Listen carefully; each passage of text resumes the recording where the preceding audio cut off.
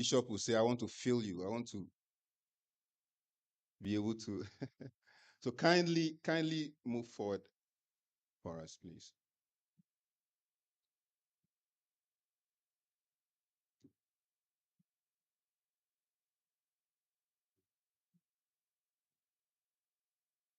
It's 9 already. We want to start. It's 9:20. Respectively, move forward. Respectfully.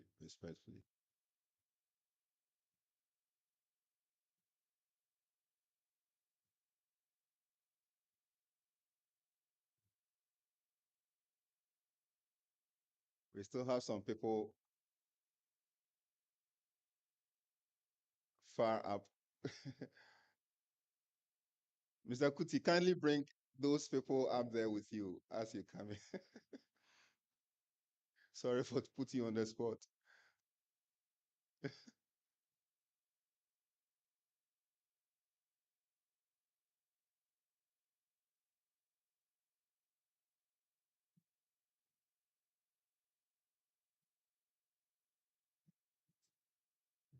We want the video to look good, and it won't be good if we have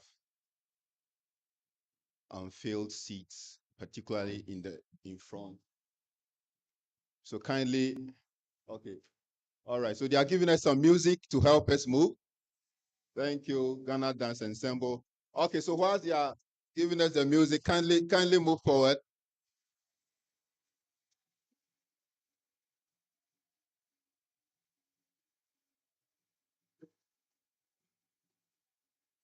Okay.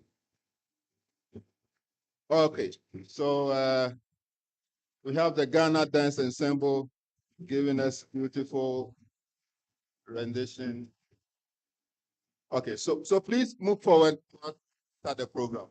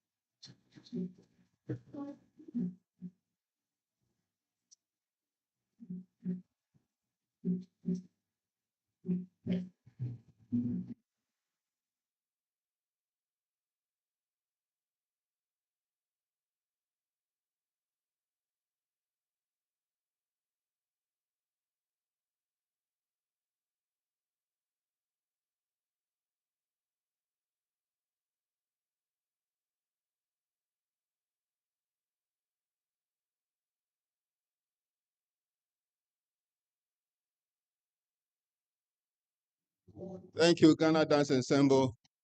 Okay, very well. Thank you. So a quick one, please. If you do not have the hard copy of the program outline, we have it on QR code. So you can just on your tag, you can just scan it so you can have the program outline and follow through.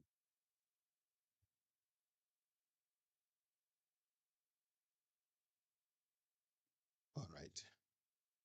I think we can safely begin the program. We want to start with a word of prayer, and I would like to humbly invite Mrs. Mavis Edu Safo to help us with a word of prayer. Thank you.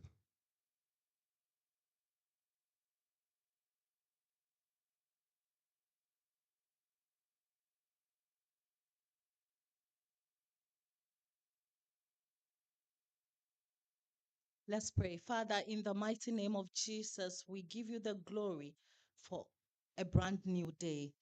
We thank you for our lives, and we thank you for the opportunity to meet one more time in your presence. Your word says, wherever two or three are gathered in your name, there you are in their midst. And therefore, we know you are here. We pray and we commit this program into your hands. We commit proceedings into your care. We pray that you will take absolute control of this program from the beginning to the end. We commit the resource persons, the keynote speaker, other speakers, and everyone on programming to your hands. Our prayer is that at the end of this seminar, may our knowledge be deepened. May our skills be sharpened. We pray that we will be equipped for every good work, even as we advance the strategic objectives of this university. We thank you and we bless you for an answered prayer in Jesus' mighty name. Amen.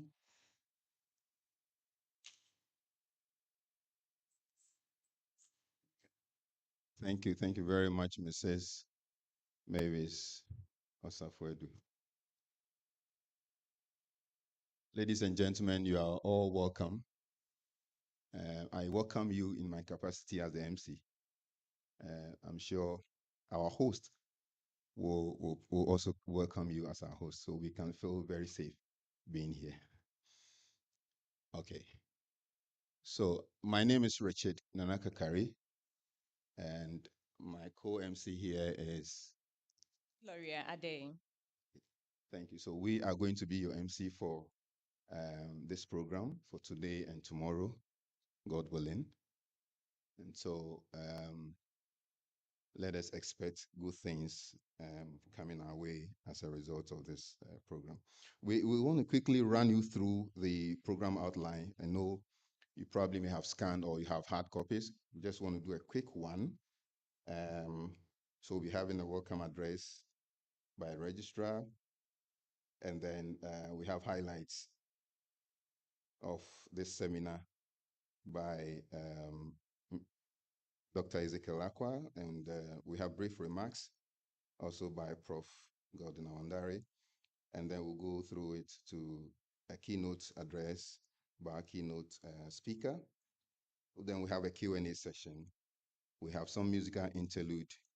We also break into some sessions to have discussions on the things that will be discussed or spoken about by the keynote speaker. And we have snack and some exhibitions, and we take it to about 3 p.m. for the closing. So kindly be in expectancy as we go through this program. Thank you very much. We have some dignitaries in our midst. I would like us to quickly introduce them or acknowledge them, and then we can go on to the rest of the program. We have here Prof. Gordon Awandare. Prof. Gordon Awandare is in our midst. Prof, you're welcome. We'll hear more of him because he's one of the key persons on the program. Okay, then we have also Prof. Prof. Felix is not here yet. Okay, so we'll have Prof. Felix Asante coming in. Okay, and we also have representing is Prof. Yosin here, Prof. Alfred Yosin. Okay, Prof. Alfred Yosin is not in, but we have Prof. Samuel Enchibafo representing Prof. Alfred Yosin from SBAS. Okay.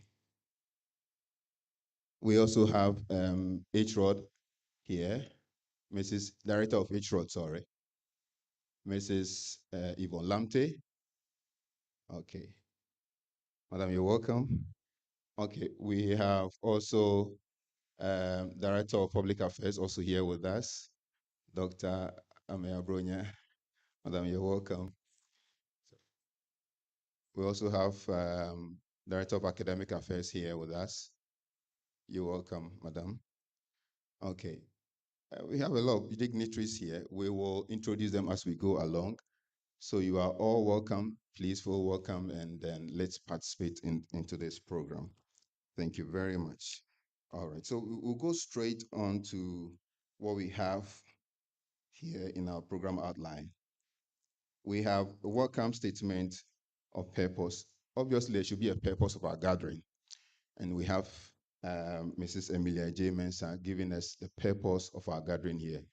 So you know the reason why you have all been assembled or you have all been called to this hall. So shall we please welcome Mrs. Emilia J. to give us the purpose of our gathering. Thank you very much. Please, you can do it better.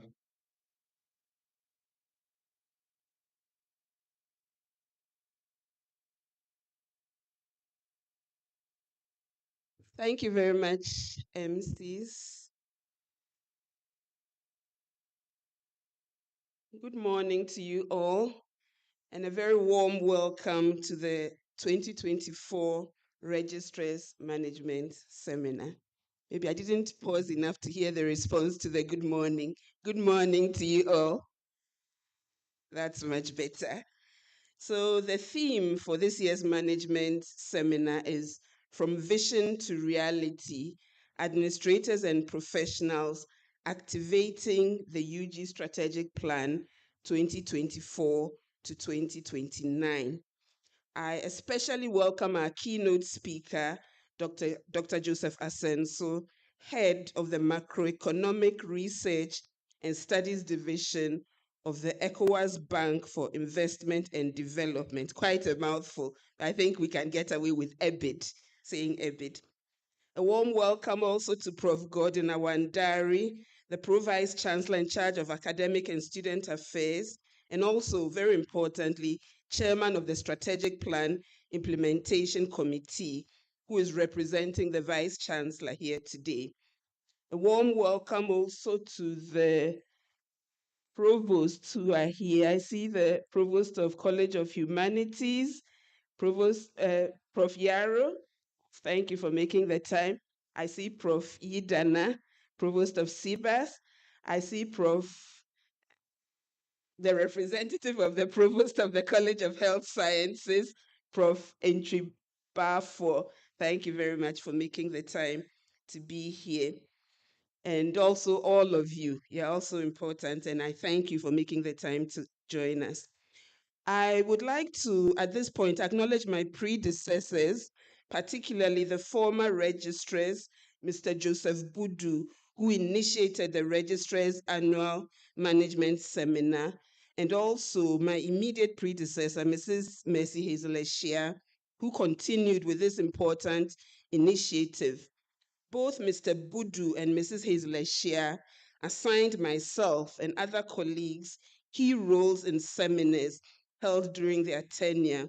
And I'm sure I speak for other colleagues when I thank them, and indeed other registrars and senior colleagues, for their mentorship and support over the years. I'm glad that this year's seminar is coming on, particularly because just a few weeks ago, we really were not sure whether the seminar would take place as scheduled because of the strike actions taking place at that time. We are grateful that the majority of employees are back at work now and are hopeful that the 2024-2025 academic year will start soon and will progress without further disruption. As you are all aware, the university's new strategic plan for the 5-year period 2024 to 2029 was launched in July this year. The strategic plan is built on 5 strategic pillars: transformative student experience, impactful research, commitment to our faculty and staff, engagement and partnerships, and sustainable resource mobilization and stewardship. These 5 strategic pillars, as well as the 5 strategic objectives derived from each, our 5 for 5, have been strategically chosen to guide the university to pursue its aspirations, mission, and vision, and to lead the university in its quest to remain relevant and impactful, while stressing the importance of the contributions of all members of the university community to enable the university reach its set goals. The theme for this year's seminar was therefore chosen to give senior member administrators and professionals, as well as those senior staff who were invited to join us, the platform to closely look at the strategic plan and tease out ways in which the strategic pillars and objectives can be broken down into actionable points and key performance indicators so that participants are able to go back into their units and lead their teams to achieve specific targets. We hope that these specific activities and targets by units, when put together,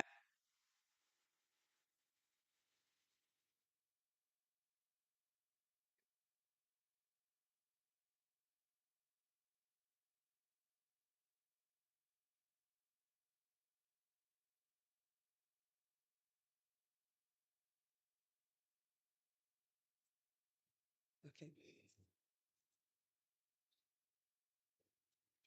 We hope that these specific activities and targets by units, when put together, will bring the university much closer to reaching its strategic objectives and therefore meeting its goals.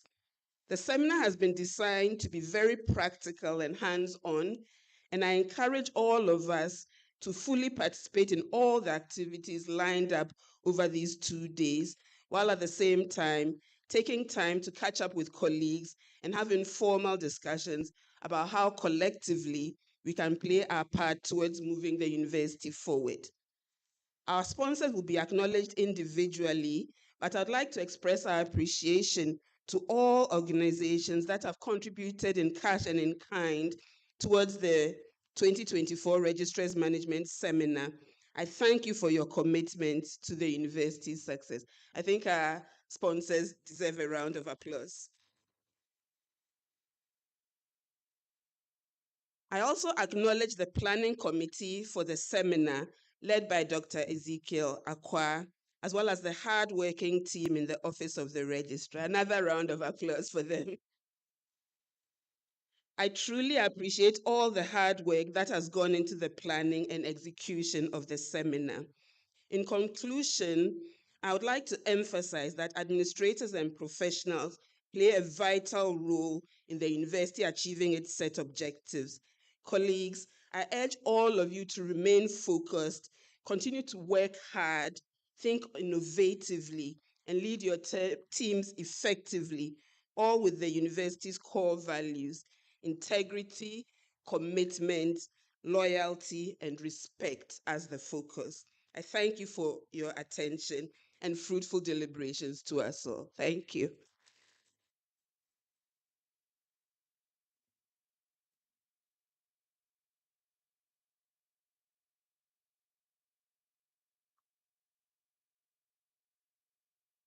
Thank you very much, Madam Registrar. Please, let's do it again. Let's give it up for her again. Thank you very much for giving us the purpose of our gathering. I found it very interesting in the sense that whilst I was just preparing for this task, I chanced on a book written by a man named Habakkuk.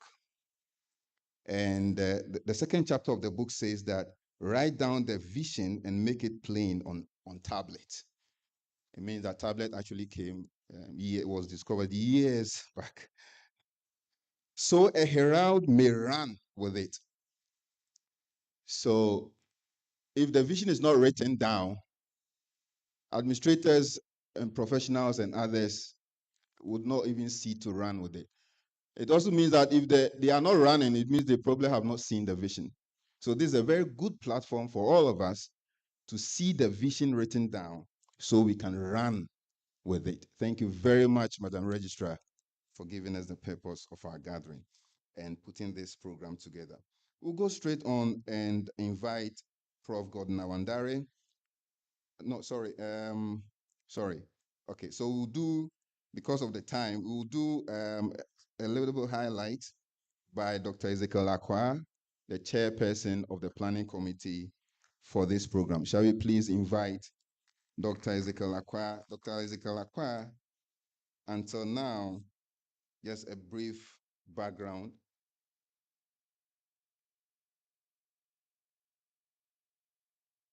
Okay, good. Look, I think you can, yeah, I think it's a tall one, but I think it's, all right, yeah. yeah. I believe everybody here knows me. Good morning. Yes. Yes, I want to acknowledge all the dignitaries here. May I say, Your Excellency, Mr. Chairman, Pro VC ASA, provosts, distinguished guest speakers, directors of the various units, ladies and gentlemen. Good morning once again. Yes, as the chairman of the planning committee, I'm very honored to stand before you this morning to welcome you. I know Madam Registrar has already welcomed you. I'm also adding my welcome to it and share a few words on the efforts behind this organization of this year's Registrar Seminar. First and foremost, I want to extend my heartfelt gratitude to Madam Registrar for the confidence reposed in me to chair the planning of this year's management seminar. Madam Registrar, I say thank you very much. Yeah. I also like to extend my appreciation to our distinguished speakers, esteemed guests, and all of you for taking time to join us here this morning. Your presence here is a testament to the importance of our topic we are about to explore. And the organization for this year's seminar has been a combination of weeks and months of hard work, dedication by the planning committee. Let me take this opportunity to recognize the members of the planning committee for their invaluable contributions. In no particular order, I would like to show my appreciation to Dr. Gladys Setoji, um, thank you, Mrs. Beatrice Clote, Mr. Kojo Owusu Daddy, Mrs. Alma Apa, Mrs. Victoria Enim, uh, Mrs. Cynthia Etuya Into, uh, Mr. Foster Kofi Jimale, and Mr. Augustine Amisari. Please, if any of them is sitting by, just give them a hand of appreciation for me.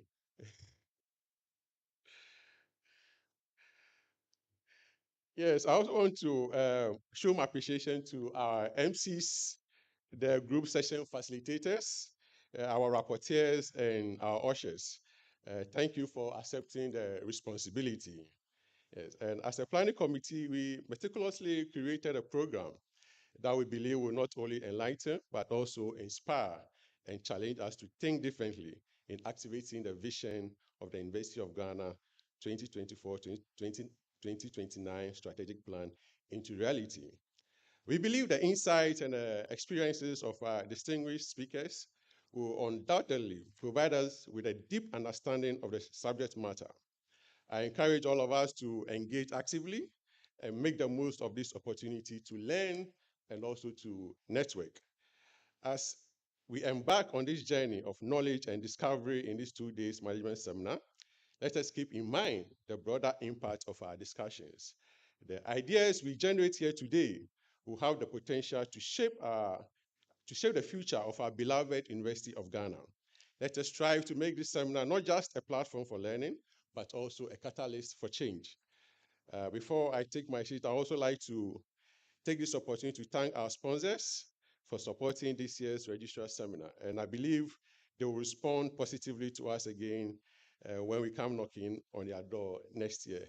So please, as a show of appreciation, when we are done, just sign up to some of the financial instruments and the product they have so that next time they will come. We say your support is invaluable and we are deeply grateful for your contribution. So on this note, I say thank you and may God bless us all.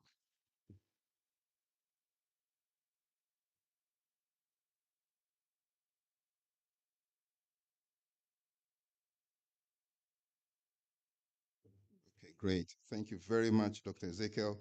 I like the fact that you said there will be some section for networking.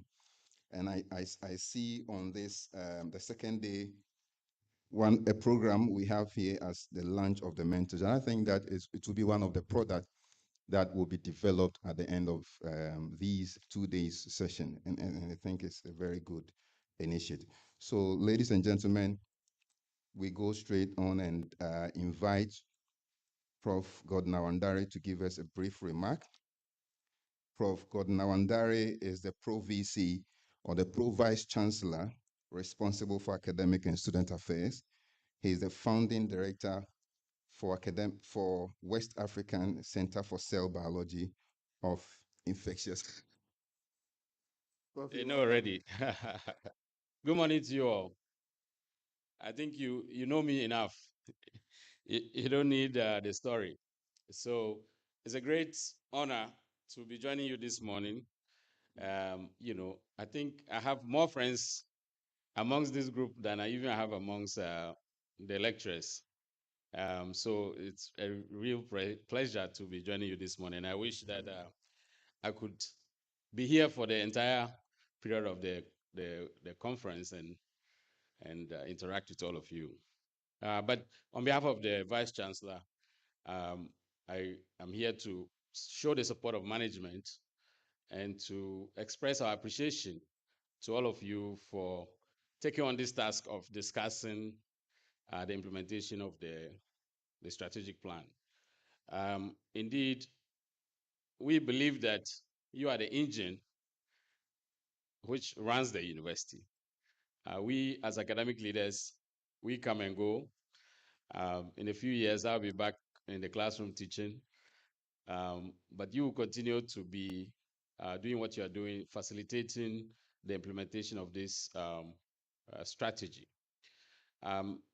As chair of the implementation committee, I'm particularly pleased that you have embraced this task and you are going to spend a few days to actually digest it and come up with the strategies that we need to effectively implement this strategy that will position the university to be more globally competitive, to increase our impact, and to ensure that 5 years from now, we would see a significant shift in the position of this university, both nationally and globally. In having your discussions, I want us to focus on three things. These are cross-cutting themes in the implementation plan. First is interdisciplinarity.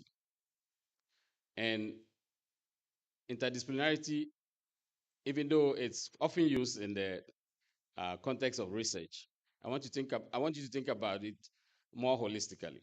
That as an institution, as the enablers that you guys are, you need to think about how to be more flexible and innovative and allow cross-pollination of ideas, allow more effective implementation of plans. If we are stuck in this is how we do it, and we don't do it this way, this 5 for 5 would not be a reality because we are living in a rapidly changing world, and we cannot be stuck in this is how we do it, and we don't do it this way. So I want you to have a very flexible mindset. Always think about what do we want to achieve. If there are regulations, what is the spirit of those regulations? Why were the regulations made? The regulations were not made to stop us from making progress. So let's interpret our regulations with that in mind and try to work in a manner that is consistent with the spirit of the regulations, but also enables us to move forward and not impede our progress. We want you to focus on inclusivity. Okay, this university, we've gone quite a long way in being more inclusive. Um, Increasing representation of women. Everybody sees that the leadership of the university is dominated by women, which is a great progress for us. We have done quite well in being inclusive to staff and students with disabilities. There's still some ways to go in that direction, but we'll continue to make progress in that way. We need to continue to make these type of, take these type of steps to make sure that the university does not exclude people based on their gender, their religion, their ethnicity, where they come from, their disability or not. These are barriers that as a university, we intend to break down further in the next 5 years. So we expect you to think about all these things as you focus on how to implement. The final one is sustainability. When we talk about sustainability, we often think first about um, sustainability in terms of environmental impact, in terms of climate and other things, which is, of course, very important. But again, we want you to think about sustainability in terms of the solutions that we are prescribing. Are these solutions durable? If we think about solutions for today, would these solutions work for tomorrow? So we need to be thinking about sustainable ways of doing things so that they can endure and withstand the test of time. And so these are some of the key things that we want to focus on as we implement the strategic plan. The committee that worked on the strategic plan, you would agree, have done a fantastic job of distilling down our vision into these 5 uh, strategic priorities. But in implementing them, we need to focus on these 3 things that I have mentioned. Mr. Guest Speaker, Dr. Joseph Asenso, we are grateful for you for taking the time to join us. Your bank is a great friend of the university. Dr. Donko is a strong member of our council and a great advocate for the university. So we're grateful that you are here this morning. Madam Registrar, thanks for organizing this and thanks for the opportunity. My colleagues, Provost, I'm grateful that you joined us this morning. These directors who are here, thank you for being here. I wish you a very successful conference, and we are looking forward to receiving your roadmap to implementing the strategic plan, which I would just take and adopt, and then my work will be done. So thank you very much.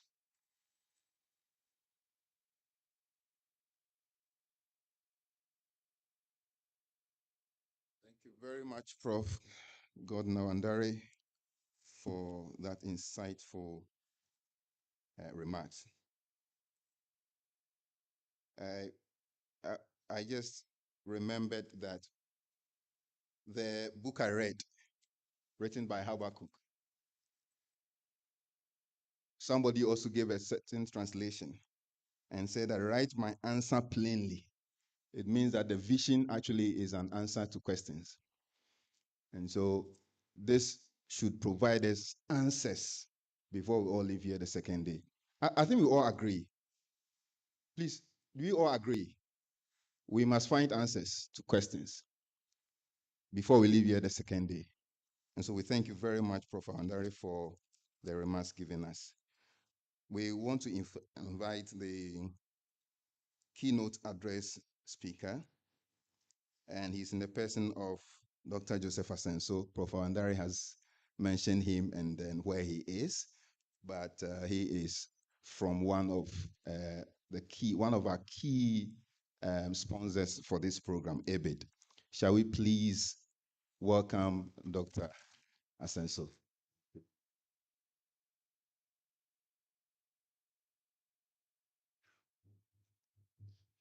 Thank you very much. Good morning to everyone. Professor Godwin Awandare, Pro VC and Acting Vice Chancellor of the University of Ghana. Madam Registrar, Mrs. Emilia Ejay Mensah, Chairman of the 2024 Registrars Management Seminar, distinguished staff of the University of Ghana, ladies and gentlemen. I deem it a great privilege to have been invited to deliver the keynote address for the 2024 University of Ghana Registrars Management Seminar, which is themed From Vision to Reality, Administrative Stroke Professionals Activating the University of Ghana Strategic Plan 2024 to 2029. Madam Registrar, as someone whose responsibilities include coordinating and the development and monitoring of strategic plans for my institution, I fully appreciate the primacy of such gatherings in ensuring the successful implementation of the university's new strategic plan. Before I proceed, permit me to bring to you goodwill messages from the President and Chairman of the Board of Directors of the ECOWAS Bank for Investment and Development, Dr. George Ajekum Donko, the management and staff of the bank that I have mentioned. Distinguished ladies and gentlemen, even though the mandates of our two institutions are not necessarily the same, I believe that we can draw parallels and valuable lessons from the implementation of our respective strategic plans, both past and present, given that strategic plans have one common aspiration, which is its successful implementation. The successful implementation of strategic plans is not the responsibility of a select few. It is contingent on the collective efforts of every single member on the roll, from management to the lowest ranked person in the organizational hierarchy. If we understand that the roles and responsibilities of every person on the roll are interlinked, and that these interdependencies need to be acknowledged and encouraged, that is the beginning of the successful implementation of a strategic plan. We are made to believe that the 2024 to 2029 strategic plan of the university is a product of a wide consultative process with inputs from various stakeholders. Granted that the strategic plan embodies the aspirations of all cost centers and management's vision of the university for the next 5 years, getting the buy-in of most, if not every member of staff, is crucial for its successful implementation. Just as it is recommended that the development of strategic plans be bottom-up rather than top-down, the successful implementation thereof is also bottom-up, with management providing leadership and guidance. Strategic plans are developed for people of diverse professional backgrounds and inclinations, just as we have in this conference room, to implement them. The development and implementation phases must be cognizant of this fact. It must be understood that different persons will understand it differently, given their professional background or their role in the implementation of the plan. Some staff members will find reading some sections of the plan to be cumbersome because they do not impact their core responsibilities. There is therefore a need to carry everyone along, making them appreciate the strategic goals and objectives of the plan and their role in the implementation of same, rather than leaving them to figure it out themselves. Ladies and gentlemen, that is why meetings of this nature are crucial. They present the strategic plan to actors, some of whom may be seeing it for the first time, requiring them to propagate the strategic orientations of the plan to the members of their respective cost centers, who may or may not know about its existence. The interactive nature of sessions like this allows staff members to seek clarity about certain ambiguities that make recommendations certain recommendations that could foster the successful implementation of the plan. It is essential to understand that implementing a new strategic plan is not a jolly ride. It will come with some level of discomfort, especially if we seek to do things differently to achieve stellar results. That explains why some strategic plans are implemented from the change management perspective. The shock to the usual way of doing things needs to be managed well, at the risk of the plan being upended by dissent. A successful strategic plan is one that is successfully implemented. For this to happen, the goals and objectives must be clearly defined from the get-go and translated into actionable tasks. As you seek to implement the new strategic plan, I would like to share a few thoughts with you. Number one, communication.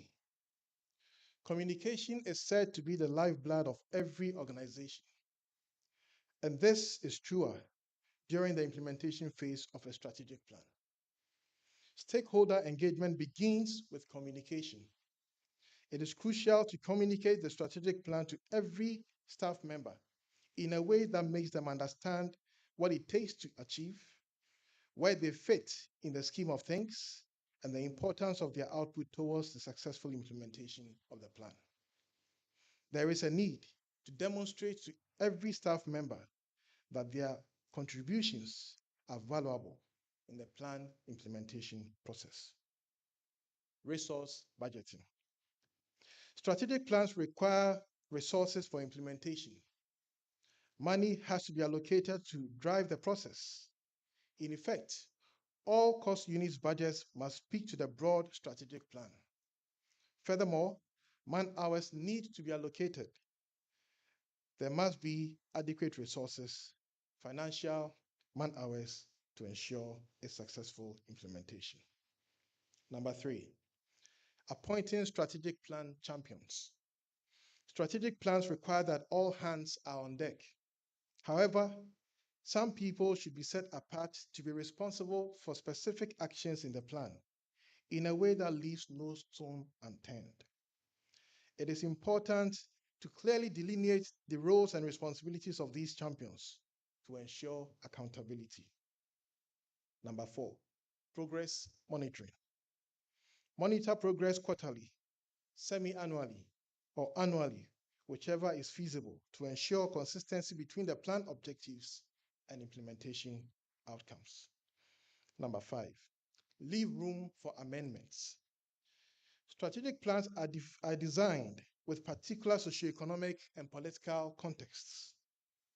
These variables can change beyond what was envisaged in the strategic plan.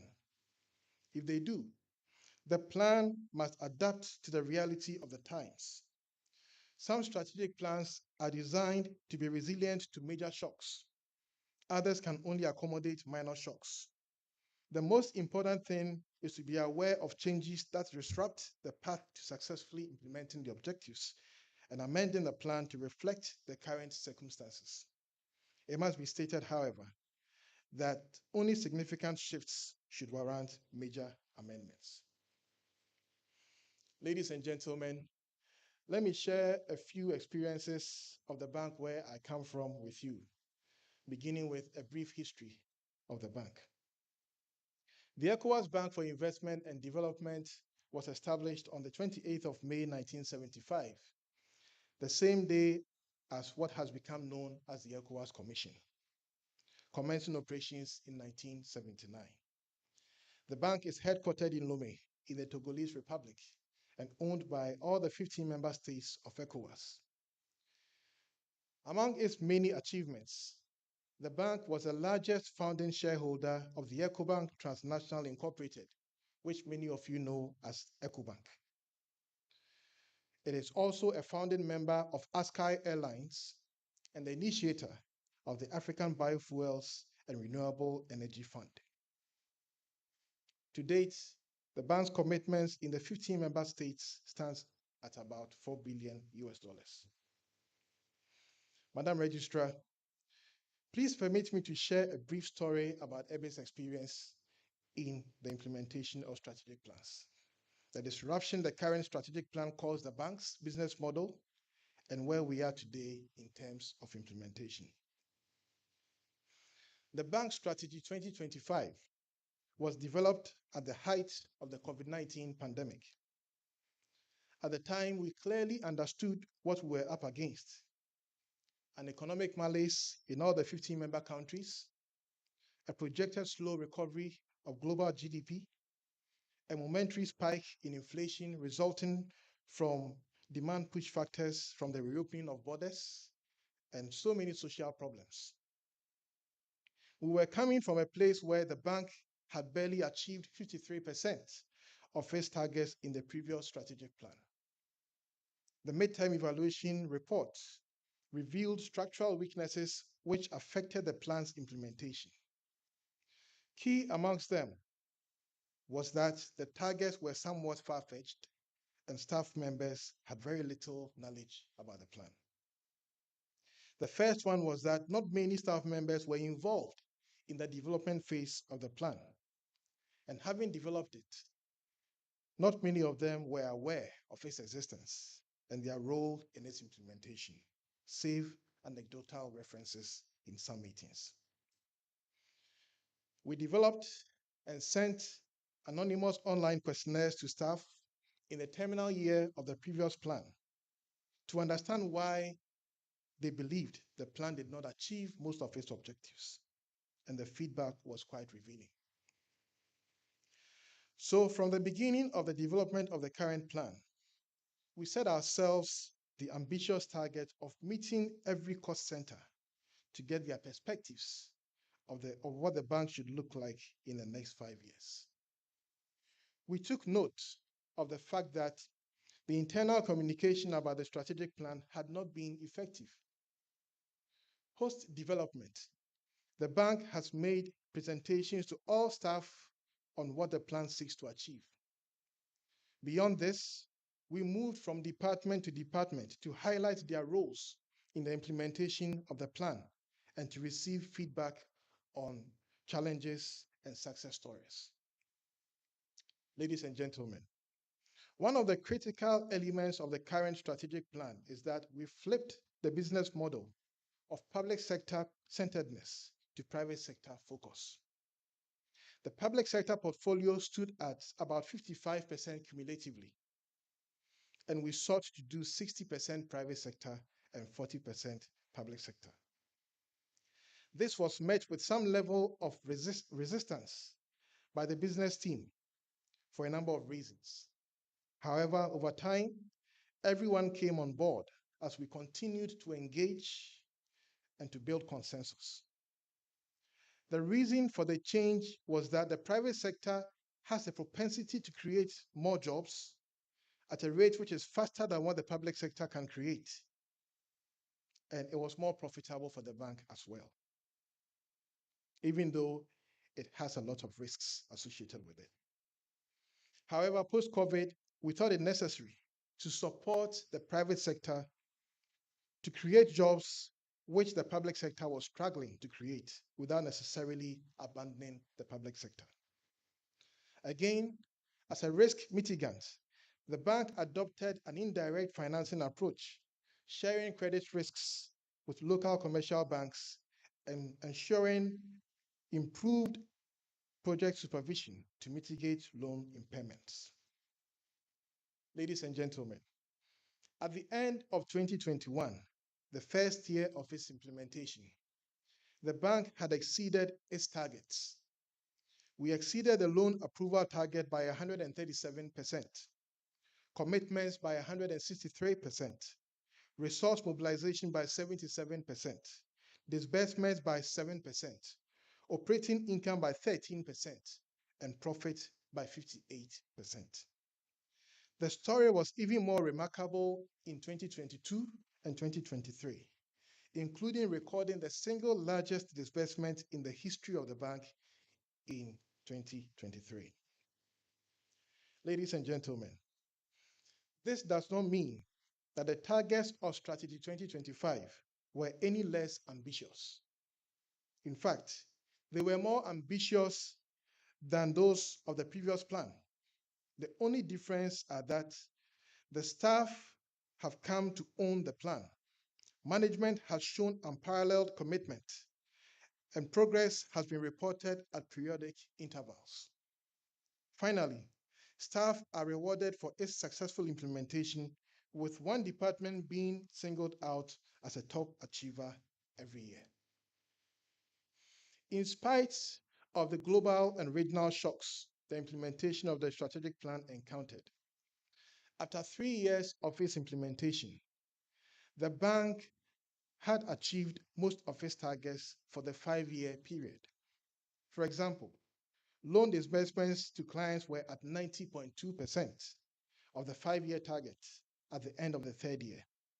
The loan book had more than doubled and was at 115.6% of the 5-year target, while the balance sheet had almost doubled and was at 134.9% of its 5-year target at the end of the third year of implementation. The remarkable performance, in addition to some exogenous factors, necessitated a revision of most of the quantitative targets of the plan this year. The success of the current strategic plan is down to a number of factors, including the following: management's active participation in its implementation, a clear internal communication strategy towards staff ownership, a resource allocation strategy, a definition of individual and group roles and responsibilities, performance monitoring through quarterly, annual, and midterm reports, and the institution of a reward system for staff and overachieving departments. Ladies and gentlemen, I take note of the fact that the University of Ghana's strategic plan is anchored on 5 priorities as follows. 1, transformative student experience. 2, impactful research. 3, commitment to faculty and staff. 4, engagement and partnerships. And 5, sustainable resource mobilization and stewardship. I believe that the successive sessions will do an exposition of these priorities, so I will not jump the gun. However, I will say that for a successful implementation of this strategy, it is imperative that every stakeholder is reached for their buy-in. Management must take active steps to coordinate all efforts towards its implementation and allocate adequate resources to programs and projects therein. As I bring my speech to a conclusion, ladies and gentlemen, let me once again thank you for inviting me and the bank to be present in this meeting and to deliver this keynote address. I pray that the deliberations herein shall be successful, and I pray that the strategic plan will be successfully implemented. Thank you, and God bless us all.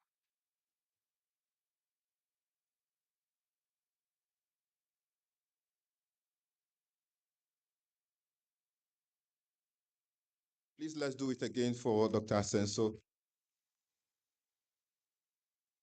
Doc, thank you very much for sharing your experience with us and all that you've gone through to come this far as a bank. I believe that we have a lot to pick from your experience. At this time, I think that it's okay to allow for some bit of interaction. So it wouldn't be a presentation of, like papers or speeches, and that's it. Whilst Dr. Asenso is here, and we also have Prof. Awandare also here. If you have questions on the keynote address, if you think that there are some bit of clarity you need, we want to open the floor. I think there's just about 10 minutes for 5 minutes for some interaction with the keynote speaker. Just 5 minutes, please. We want to make it very interactive. Prof. Awandare spoke about the spirit of the vision, and I think that providing that interaction, giving that communication will help us to be able to catch the spirit behind this vision. So it will not just be the letter of it. We all have the understanding to be able to run with it. And Dr. Asenso has done justice to that, giving us his experience from EBIT, what they have gone through at the time of COVID. Wow, and they did so much. So it means that we should be able to do also very much at the time of, industrial actions like strike and all of that. We still can be able to do a lot. So please, I want to open the floor, just 5 minutes for us to have some clarity from the keynote address. I think he mentioned that, yes, we are an educational institution, they are a bank, but clearly we all have one thing in common. We have developed, or we have a strategic, plan or vision to run our various institutions.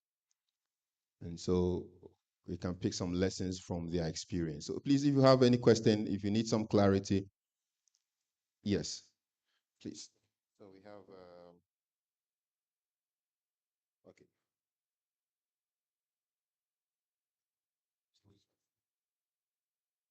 So which one would like to ask a question or some clarity? Okay. Yeah, Dr. Seso, I was following your experience on how you navigated your strategic plan implementation. And I noticed that within 3 years, you were scoring in excess of 100% in some of the key success factors. Was it because maybe at the formulation stage, you did not set yourself that high target that made the scoring so easily? And then after achieving over 100% in the key um, performance indicators, what next? Are you still running by the same plan, or you are now going to shift the bar a little higher to be able to achieve? The implementation look a little bit Easy. easy for you. Thank you.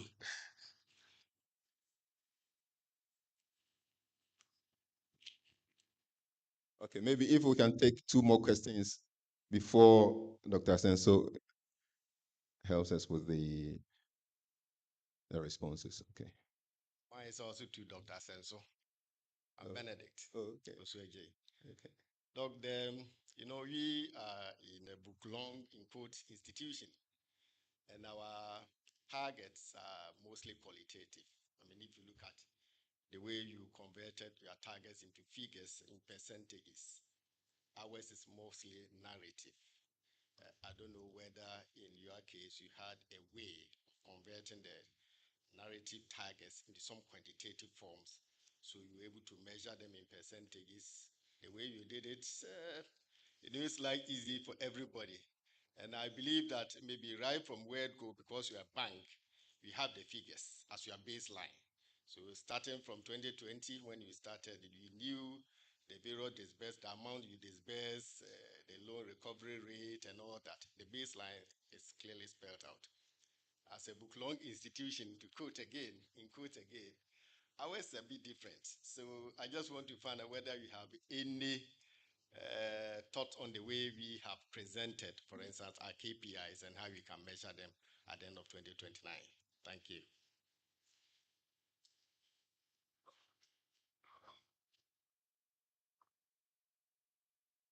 Are we taking one more?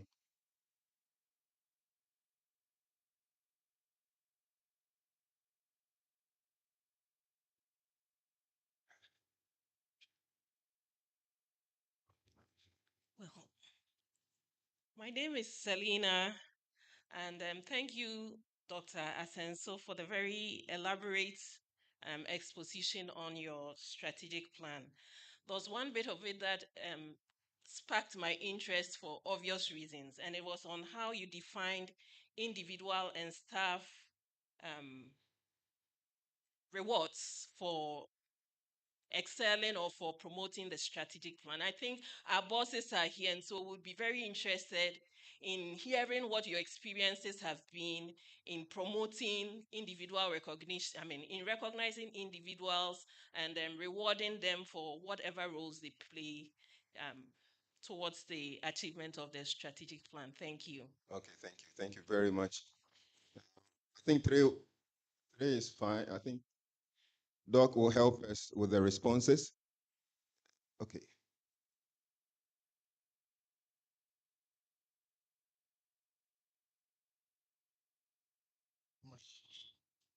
Thank you very much for the questions. They are very insightful. Before I begin, let me say that the strategic plan of the bank are in two parts. We have the quantitative and the qualitative part. So, for example, the first pillar, we have two pillars. The first pillar is to reposition the bank to deliver on its value proposition. Under that, we have making the bank visible. Today is an example of visibility. It's not quantitative, it's qualitative. We have improving financial performance, improving credit ratings of the bank, strengthening the performance structures of the bank, um, recruiting and the management of highly qualified staff, and then procuring and utilizing state-of-the-art IT infrastructure. That is pillar one. Pillar two also has others. So the ones I mentioned are the KPIs that relate to our core mandate as a bank. But our midterm report actually takes each one of these sub-pillars one by one and assesses them. And overall, the plan implementation rate is around 80%. Even though we have scored 137% in other areas, overall, when you add the, what do you call it, the qualitative metrics, it's around 90%. So that is how far we've come. Were the targets low? I think I mentioned it in my speech. The previous strategic plan, we had about 53% implementation rate. Like I said, one of the key things that stood out when we sent questionnaires around was that the staff felt the targets were too ambitious. But in setting the targets for this current strategic plan, they were far more ambitious than the previous one because of leadership. Leadership is very, very important. So the president of the bank is the number one loan recovery officer. When he assumed office, we had about 15% non-performing loans. Most of them had been written off. He would pick up the phone and call and recover those monies. He was showing me some numbers just last week. He has recovered in excess of $50 million of loans which were fully impaired and written off. And he will go from department to department inquiring about their mandates and their performance as it relates to the strategic plan. We have periodic meetings, we have reports, midterm reports, quarterly reports, annual reports. So that is what pushed us in getting there. One of the problems we faced was that we could not mobilize resources. So again, what we did was to re-engage all our partners, the African Development Bank, Agence Française de Développement, and every one of them who had decided to freeze us out. They saw the results in the first year and they were sold out and they've come on board. So now many sponsors are knocking on our doors. The EIB, European Investment Bank, gave us $100 million, euros actually, not too long ago. And many of them are rushing to us because they've seen the change that has happened in the bank. So once you have resources and you know the market very well, you are able to move with speed. So that has been the reason. The individual and departmental rewards. I believe that the university actually has this appraisal system. So at the beginning of the year, every person has set objectives that are reviewed from time to time. That is a basis of the individual performance. So if you achieve a certain level, you can be given 0.5% of your monthly salary. If you achieve a certain level, you can be given 100% of your salary as bonus. So that has driven the staff. It has driven the staff. Even when they are sleeping, they want to wake up and work, because everybody likes money. Beyond the individual appreciation, we have the departmental objectives. So an individual may overachieve, but the department may underachieve. So we look out for departments where individuals have collectively outdone themselves, and the department has also more than achieved its objectives, and then we reward them. So that has been the formula. Thank you very much.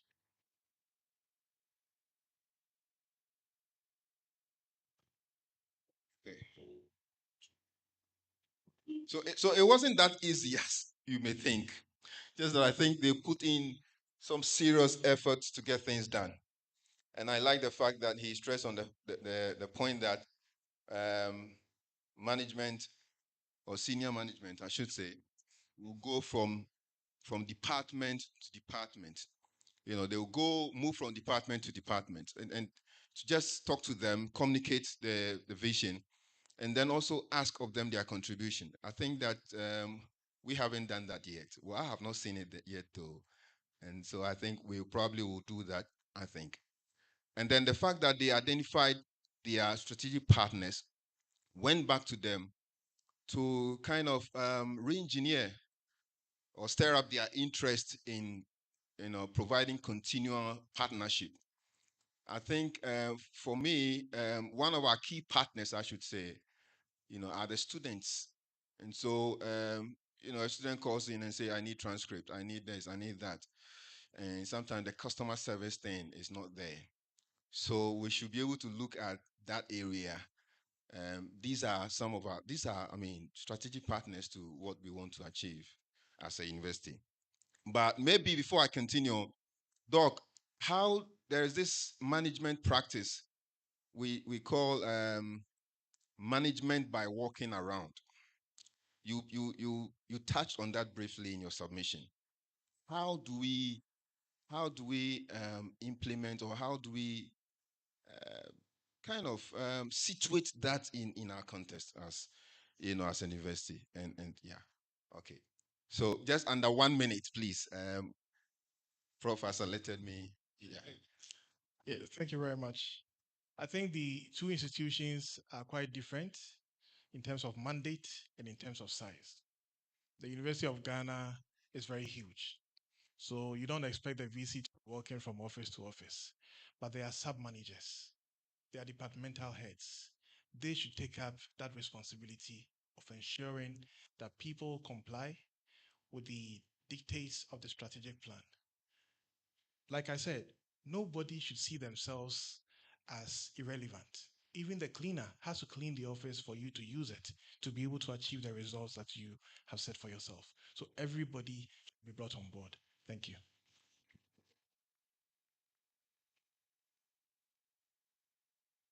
Thank you very much, Doc. Okay, so at this point, I would like us to have some musical interlude to freshen up whilst we think on the next agenda. Maybe before they come, the Ghana Dance Ensemble. Okay, very well, very well. Okay, so before the Ghana Dance Ensemble comes, we want to take the group picture with the dignitaries. Some may have to run into another important meeting. So please, we are taking the photographer.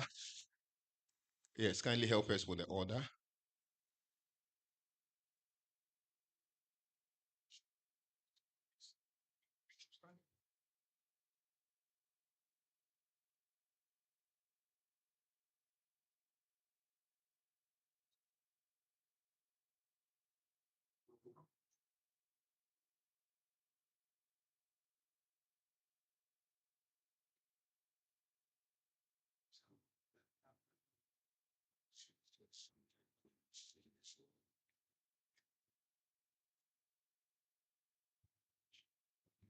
Hello. Okay.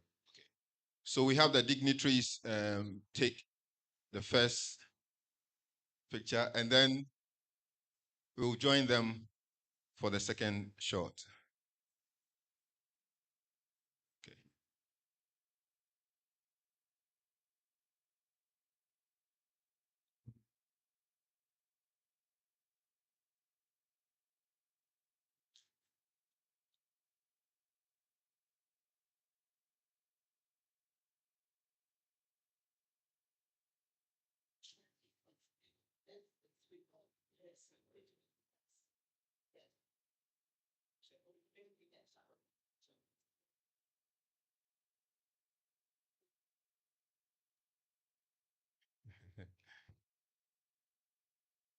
Ms. Osapo is helping us with the perfect arrangement. Okay.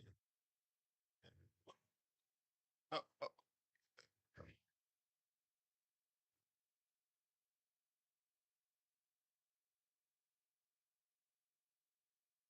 can we have the background as the seminar?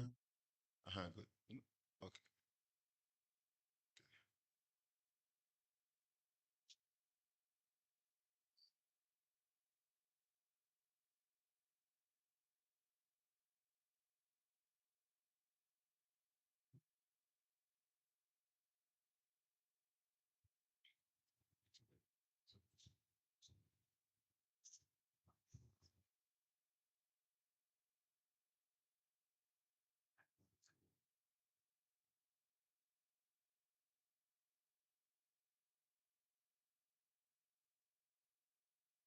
Okay, so we are all rising to take the second. Okay. So the directors here kindly come forward to, yes, as well as college registrars. Please come forward. Directors and college registrars, please come forward here.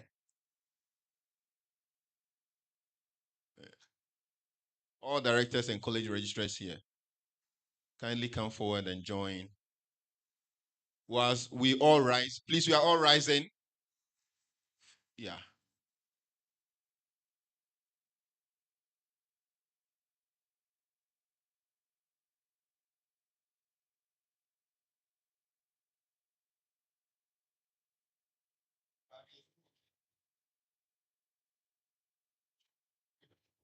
Okay, we have good. We have the directors and college registrars coming. Good. Please, there's small space here. Oh, okay, very well. Okay.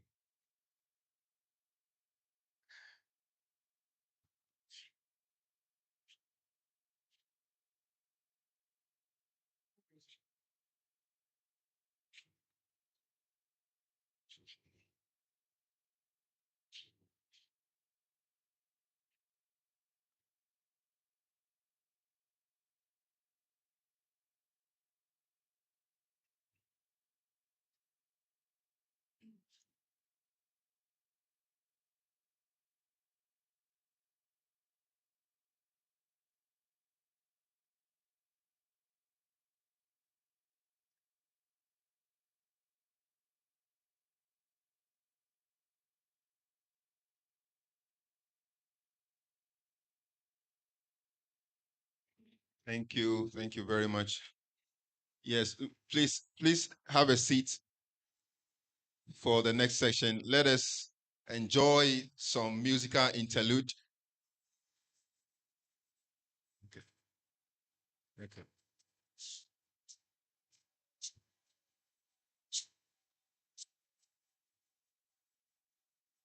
This one, this is one.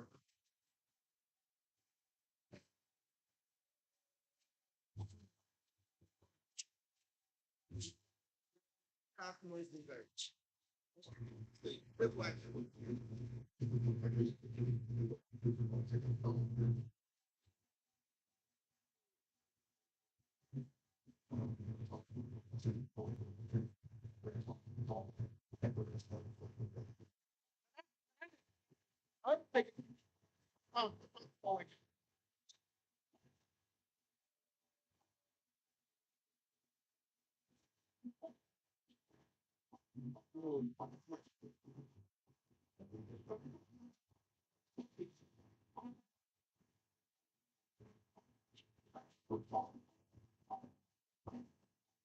Kali, I want to collect it and sit.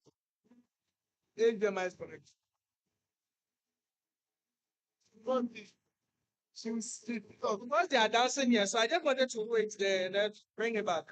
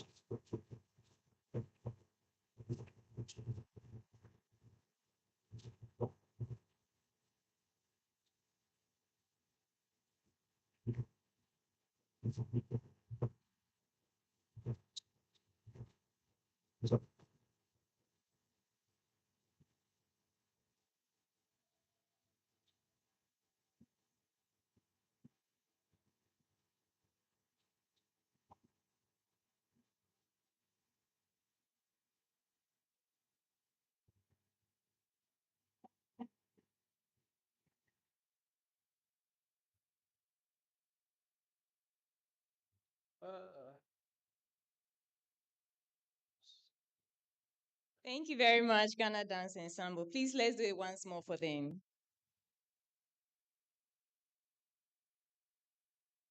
Thank you very much. Before we advance to the next stage, I would like us to scan our name tags and turn with me to page 4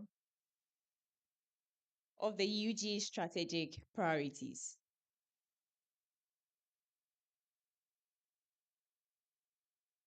Now, unlike a dice, which is 6 in shapes, the UG strategic priorities are 5 with the acronym TIES.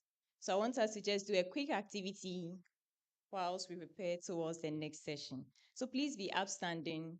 Like I said, the acronym is TICES, TICES, and it's 5 for 5.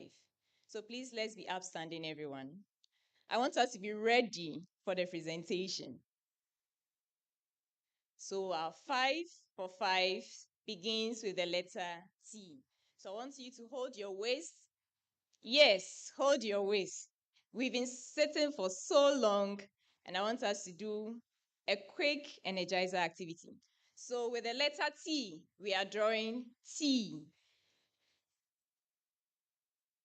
Yes, I want you to be mobile, flexible. So with the letter T, let's go once again. T. Exactly. Then we move to I. That's very simple. I. We are using capitals. Then we move to C. Let me see you winding C. Exactly. Then we move to E. So a stroke, we move to the right, another right, another right. Let's try the E again. So we do a stroke, we move to the right, another right, another right. Then the very last one is the S. Capital S. So let's go. S. Thank you very much. Please have a seat.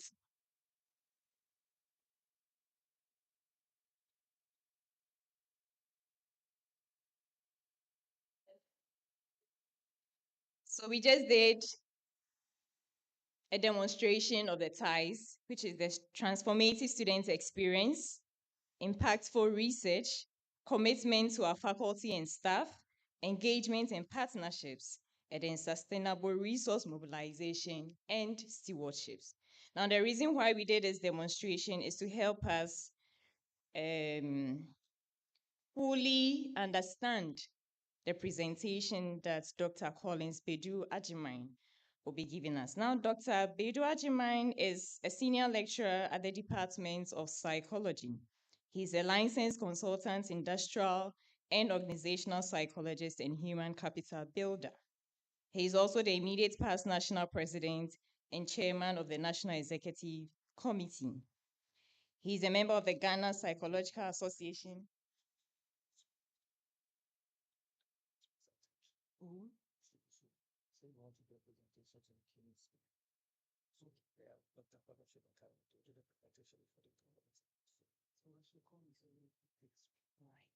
Thank you very much.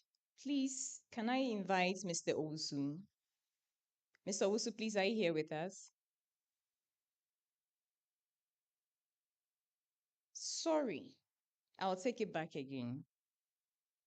Mr. Benedict Fosueje, the College Registrar of the College of Humanities. He wants to do a presentation of the keynote speaker's address. Thank you. Please come.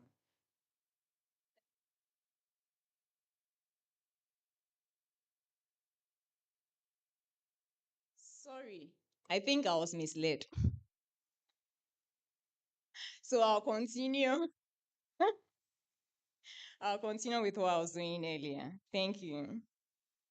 So, Dr. Collins Bedu Achiman is a member of the Ghana Psychological Association Global Psychology Alliance. He has also served on several corporate boards and committees and was a member of the University of Ghana's 2024-2029 Strategic Plan Development Committee. His enduring ability explains why he supports Liverpool and Bofako Tano clubs. I'm wondering whether he plays football himself. Please, let's give him a round of applause.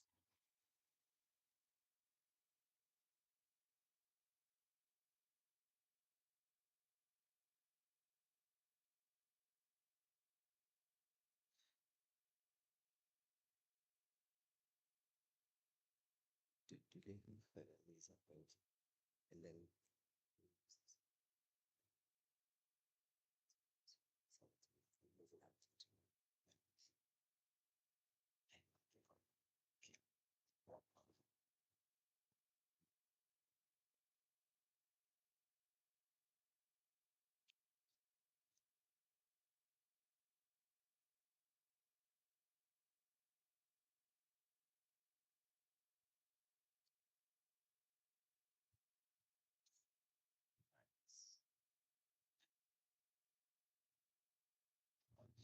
so, Madam Registrar, and okay.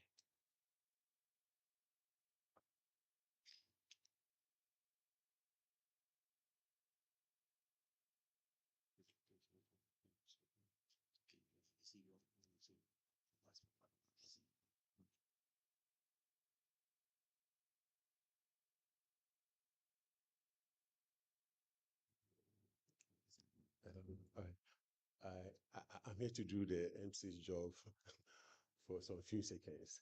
Yes, we want to appreciate our keynote speaker for all his time. You know, yesterday I was talking to him. You know, he just landed at Kotoka. So because of this program, he just flew all the way from where he is and came down here. So we want to show a little bit of appreciation to him, yes, and the knowledge that he has impacted on that. So, Madam Registrar, please.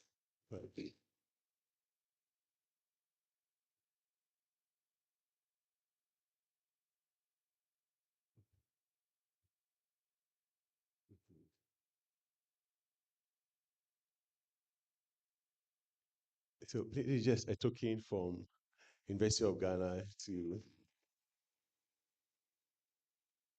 we appreciate all your time and the knowledge imparted. Thank you so much. And safe flight home.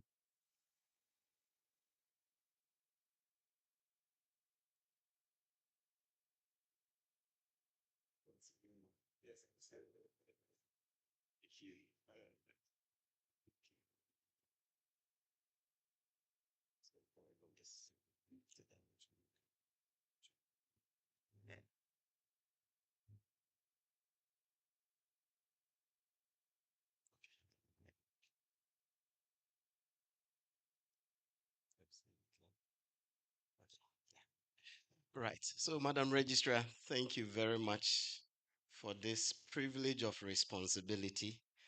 And thank you, all colleagues, for being here.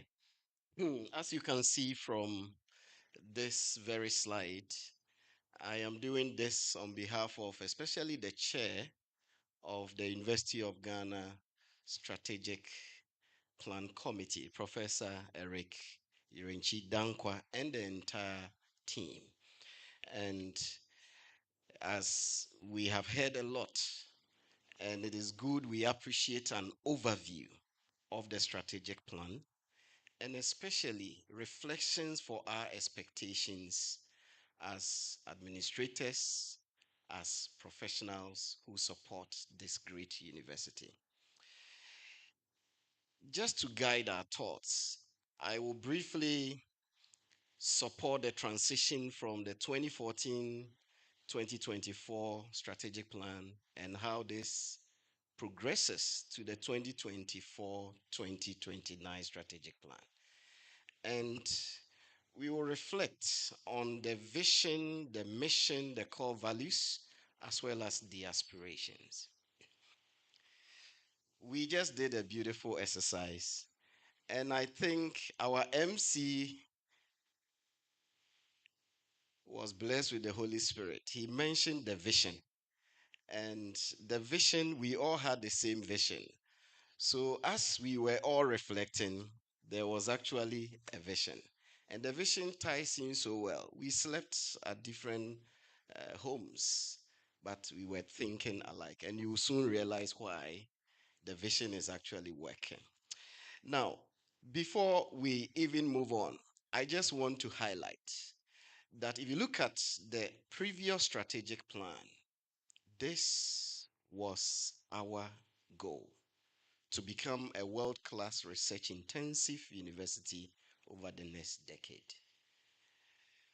Dr. Senso has helped us to appreciate why the current strategic plan is only 5 years. The rapid development and changes that are coming. The previous one was 10 years, the current one is 5 years, because within a year, we can have a number of changes that will challenge our focus and we may have to realign. Now, the previous strategic plan had 9 key priorities, and as you can see from here, and for the past 10 years, all our focus revolve around these. The learnings, as we reflected, as we went through this process of developing the new one, actually made us realize that they were too many even to remember. Please, was that the case with us? Could we easily remember all these 9 strategic priorities? It was a bit difficult from the learnings we gleaned from all of you. Yes, the the 9 priorities, the 2014-2024 strategic plan helped us a number of ways. If you look at the number of faculty we used to have way back 2004, from about 42%, by 2014 about 63%, and 2023 about 84.9%. The decentralization process, centers of excellence that we did have. The Eugene's ranking at the time, you could see faculty and staff well-being, increased brand value and management, and a number of successes that we chalked. Certainly, we made progress. But the only room that we can never fill is always the room for improvement. And so we needed to reflect again, journeying to the Eugene we want. And that was the core thinking about the Strategic Development Committee members after engaging with almost all members of the community. Now, the mandate basically was very simple. Way back 13th of March 2023, we were set up, inaugurated May 2nd, and 13 members. Our goal was to review the previous strategic plan. We consulted relevant documents, relevant stakeholders, and then we needed to determine the vision and the priorities for the way forward. Then we needed to also align with the new strategic plan with industry trends. We needed to benchmark it with what is happening with like-minded progressive learning universities. We needed to have a private sector mindset if indeed we want to reposition this university to that enviable height, the Eugene we want. And we needed to undertake any assignment that will be relevant to developing a document all of us can remember, can be part of as far as the implementation is concerned, and we can wholeheartedly contribute to. Now, if you look at the process we went through, and we are sharing this because all of you supported in one way or the other. It is also a learning experience for all of us, so that in the future, if we have the privilege of responsibility to support any of such critical committees, we'll be able to learn from them. 18 different meetings held in person and virtual, and the committee consulted all relevant documents, university statutes, existing policies, previous strategic plans, and even strategic intent, all of them. And intriguingly, we had some senior colleagues who had been part of the past two strategic plans that were developed. And that was a huge resource for the current committee that developed this one. We engaged office bearers. We sent emails of surveys to all members within the university, engaged unions, and that gave us an ideal Eugene that we want. And holistically, we glean all the ideas, put them together, and that is what we have. When Dr. Sensu was talking, he mentioned why they failed. Not necessarily failing, but not reaching their target. 53% from 100. You could see the challenges that they face. Their previous strategic plan, they did not engage all the stakeholders. At least we are happy. We don't feel bad. We are clear on our conscience, the extent to which we engage the university community and all stakeholders, including even alumni, to really appreciate where they want to see University of Ghana. We did our best as much as possible to reach out to all heads of department, deans, all members of the university. And certainly that stakeholder approach may have to continue right from today. Our goal was to promote ownership of the final document. As part of this presentation, we'll find out simple but practical ways all of us will be able to help achieve this particular goal. So tailored surveys, committee works in groups just to isolate the thematic areas of suggestions that came to the fore. And now we know, for our MC, you heard 5 for what? 5. Now, VC gave us her inputs as we moved along. Inputs from colleges were plowed into the document, and we did appreciate the hard work of all the provosts coordinating this effort and giving us feedback. The draft document was presented at Senior Management Retreat in January 18th, 2024. Once again, we incorporated the inputs. And this is where my dear brother Benedict will say, in an academic community, the inputs were plenty, and sieving them and sifting them was a big task, but we managed to go through that. Once again, the draft document was presented at Academic Board meeting March 22nd, 2024, and once again, inputs were incorporated. Then the draft document presented to Council Strategic Committee March 26, 2024, and finally approved by Council April 17th, 2024. Now, key components of our current strategic plan. This is where we begin. Aspiration. In the previous strategic plan, we did not have aspiration. But benchmarking from current trends, we have an aspiration. Please, can we all read the aspiration together? Please, can we start?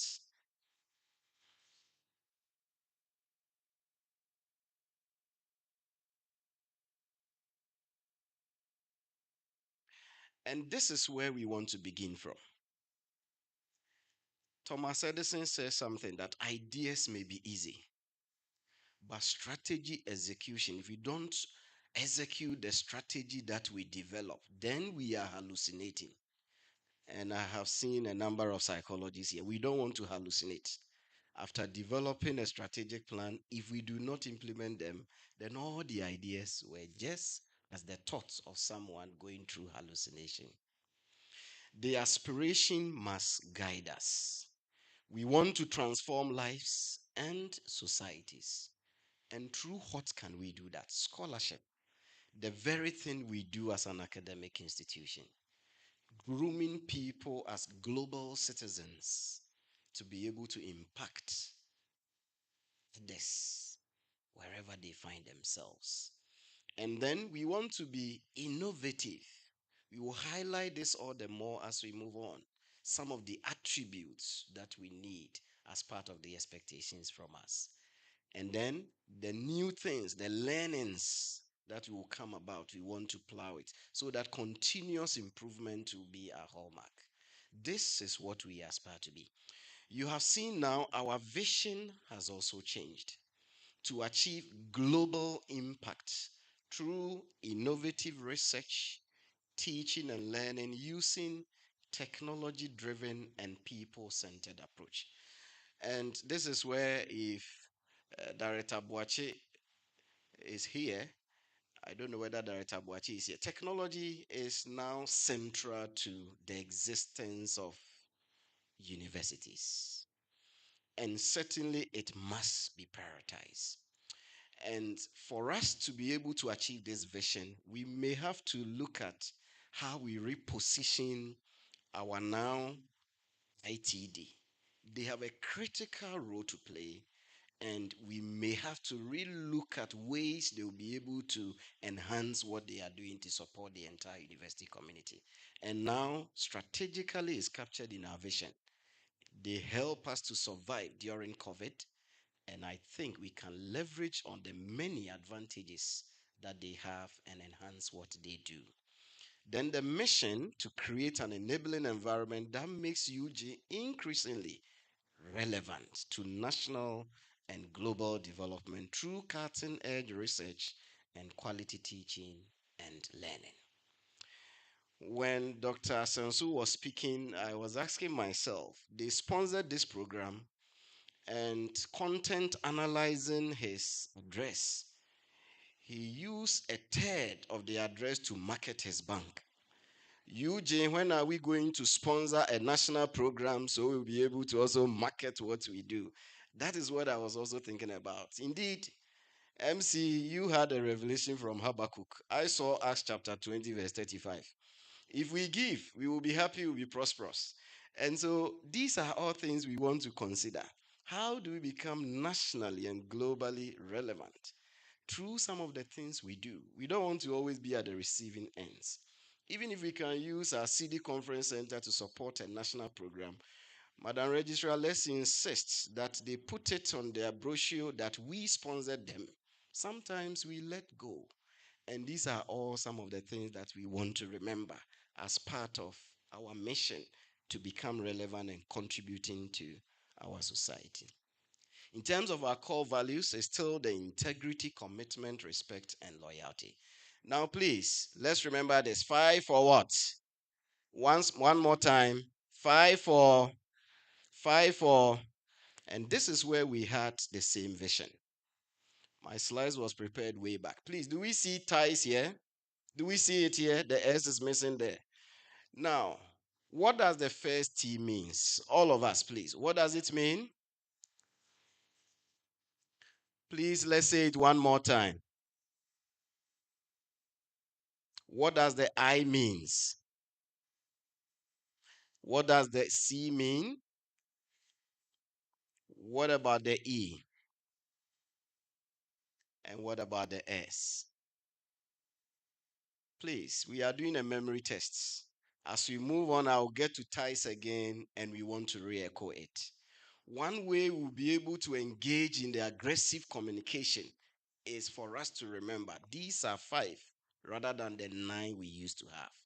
So let's remember ties. The foremost, our customers, transformative student experience. Please, it's because of the students we are all here. We want to ask ourselves, are the students customers? Now, we want to attract and retain promising students from diverse backgrounds. So, what is my department? Which department am I in? Whichever department I'm in, I want to ask myself, to what extent am I ensuring this? How am I doing things? So, is it perhaps admissions office, international programs, Pan African Doctoral Academy, wherever we are, if we have dealings with recruitment, how we go about our work impacts our very existence and our growth. Then we want to develop innovative curricula that respond to the future of work. Now more than ever, we don't want to develop people who will go searching only for jobs. Yes, it's not wrong to help establish businesses, but we should also help them to think outside the box in a creative manner by creating their own business or co-creating businesses, ideas that can translate into businesses with others. And that is one of our goals. And how we go about packaging, supporting faculty in packaging these, very critical to achieving this particular strategic priority 1. Then we must enhance the learning experience of students through the use of cutting edge technology. We are not doing bad when it comes to internet access, but once again, there is still room for improvement. Which other areas do we need to enhance the student learning experiences? With the classroom modernization, yes, it has brought a lot of advantages to us. Oliver Twist, we need more. We need to expand it possibly to all areas, and it requires resources. And we had resource budgeting. I am hopeful with this new strategic plan, all of us here, this year, the budget procedure may vary a little. We will not be giving ceilings that this is your ceiling. Because if we want to do this, then we want to make a case why we will need this. We want to be allowed to make that case and not tell me you have 4 feet ceiling, not 7 feet ceiling as presented. Then, supporting student learning by equipping educators with current and appropriate pedagogical skills and tools. And this has to do with continuous improvements so that to be able to bring currency of knowledge to whatever we do. Then, foster an inclusive and supportive university environment through improved services to nurture students' physical, social, and mental well being. As I finish, my dear big brother Benedict will highlight practical ways each one of us can let these 5 strategic objectives come to light. So the 5 for 5, what we meant is that we have 5 key strategic priorities. Ties. Please, can we all mention the ties? What is the first T? And what does the I means? What does the C means? What does the E means? And the last one, S. Thank you. Now you can see from the very first one, we have 5 key strategic objectives. That makes it 5 strategic objectives, and each of them, each of the priorities has 5. That is the 5 for 5. Now look at the second one, impactful research, the I in the ties. You can also see here we have 5 key objectives: attracting, nurturing, and retaining diverse and globally competitive research talent. To be able to do this, it definitely has something to do with strategic priority number 3, commitment to our faculty and staff. And so you see that seamless line between the 5 strategic priorities. How do we attract, nurture, and retain? For instance, if we have lost a number of cutting edge faculties in a particular unit, then we have lost out of this particular strategic objective. What it means is that, what did we do wrong? We need to go back and reflect. Imagine if we have research development officers and we've lost a lot of them to competitive schools. It questions us. How do we attain this particular strategic objective if we want to consistently ensure that we are having impactful research? If we are losing some critical staff as faculty, then we have to ask ourselves, what can we do different to be able to achieve this? And this should be a goal. And so research-oriented department, unit centers would have to reflect as practically we brainstorm on how we can activate this strategic plan. Then increase research funding. Definitely it is linked to this. Then how do we improve grant management processes to support impactful research? So this is where we may have to brainstorm between, say, RED, Research, Innovation and Development Office, and Logistics Directorate.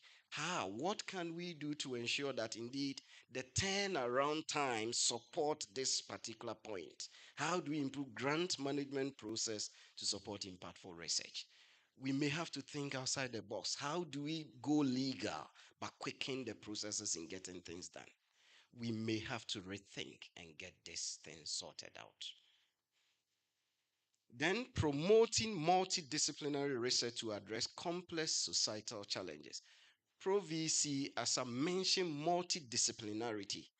We are all involved. The work of logistics is tied to RAID, and then RAID is tied to what other faculty members do. How do we do this so that we be able to expedite actions as far as research is concerned? Then supporting innovation and knowledge transfer for impact. What else do we do with the knowledge that we generate? How are we going to channel policy briefs, maybe from registrar's office in collaboration with academic faculty, to think of an office that will sift all ideas from research and every year send a white paper to the presidency, to parliament, just to support policy development? This may also be very helpful as we try to transfer our knowledge. And in this particular strategic plan, we want to do more of that. Please, what is the third strategic priority? Can we all say it together? Please, this is about us. Let's say it louder. Commitment to our faculty and staff. So with this particular one, is about us. It was not for nothing, it's in the middle. We cannot achieve transformative student experience, impactful research without the faculty and staff getting the job done. We will not be able to engage our partners and ensure that sustainability and stewardship of our assets is done well if we are not committed to our faculty and staff. When Dr. Donko mentioned 0.5% will be added to your salary once you achieve those goals, we were all excited, isn't it? And I saw Pro VC and Madam Registrar laughing to that. We look forward to something like this. Kitwe biensa, is that not what they say? Yes, we will appreciate anything small that comes with the hope that the following year to increase. Now,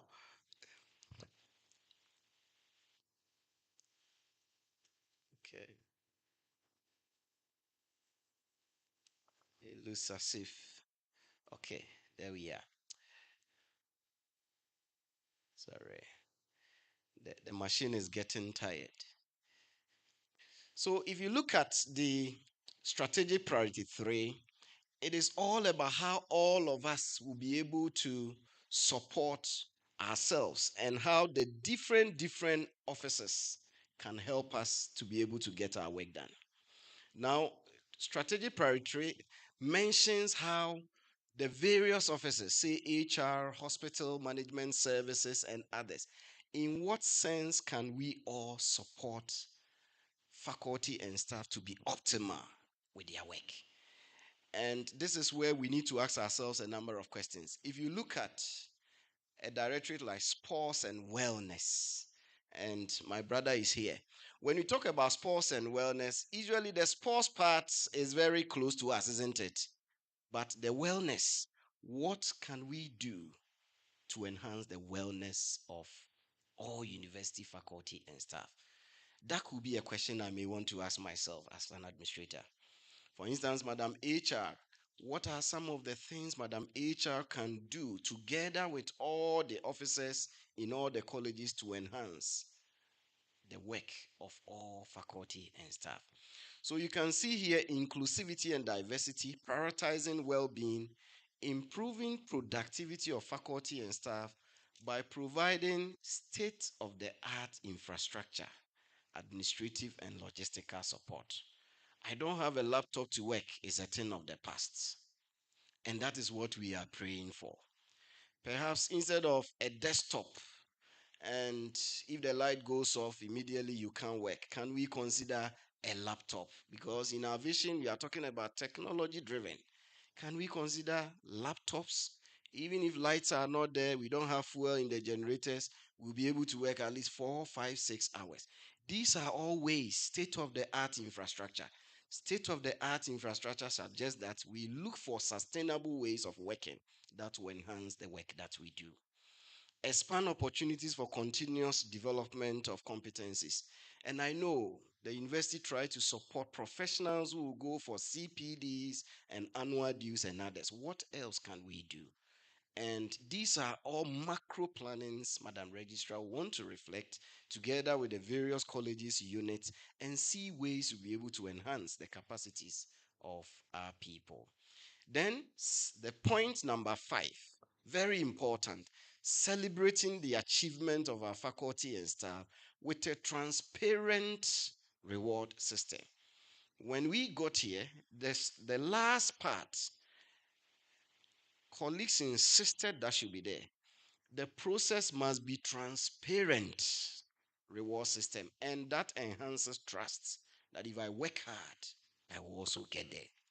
Please, this is so dear to us. Then we have engagement and partnerships.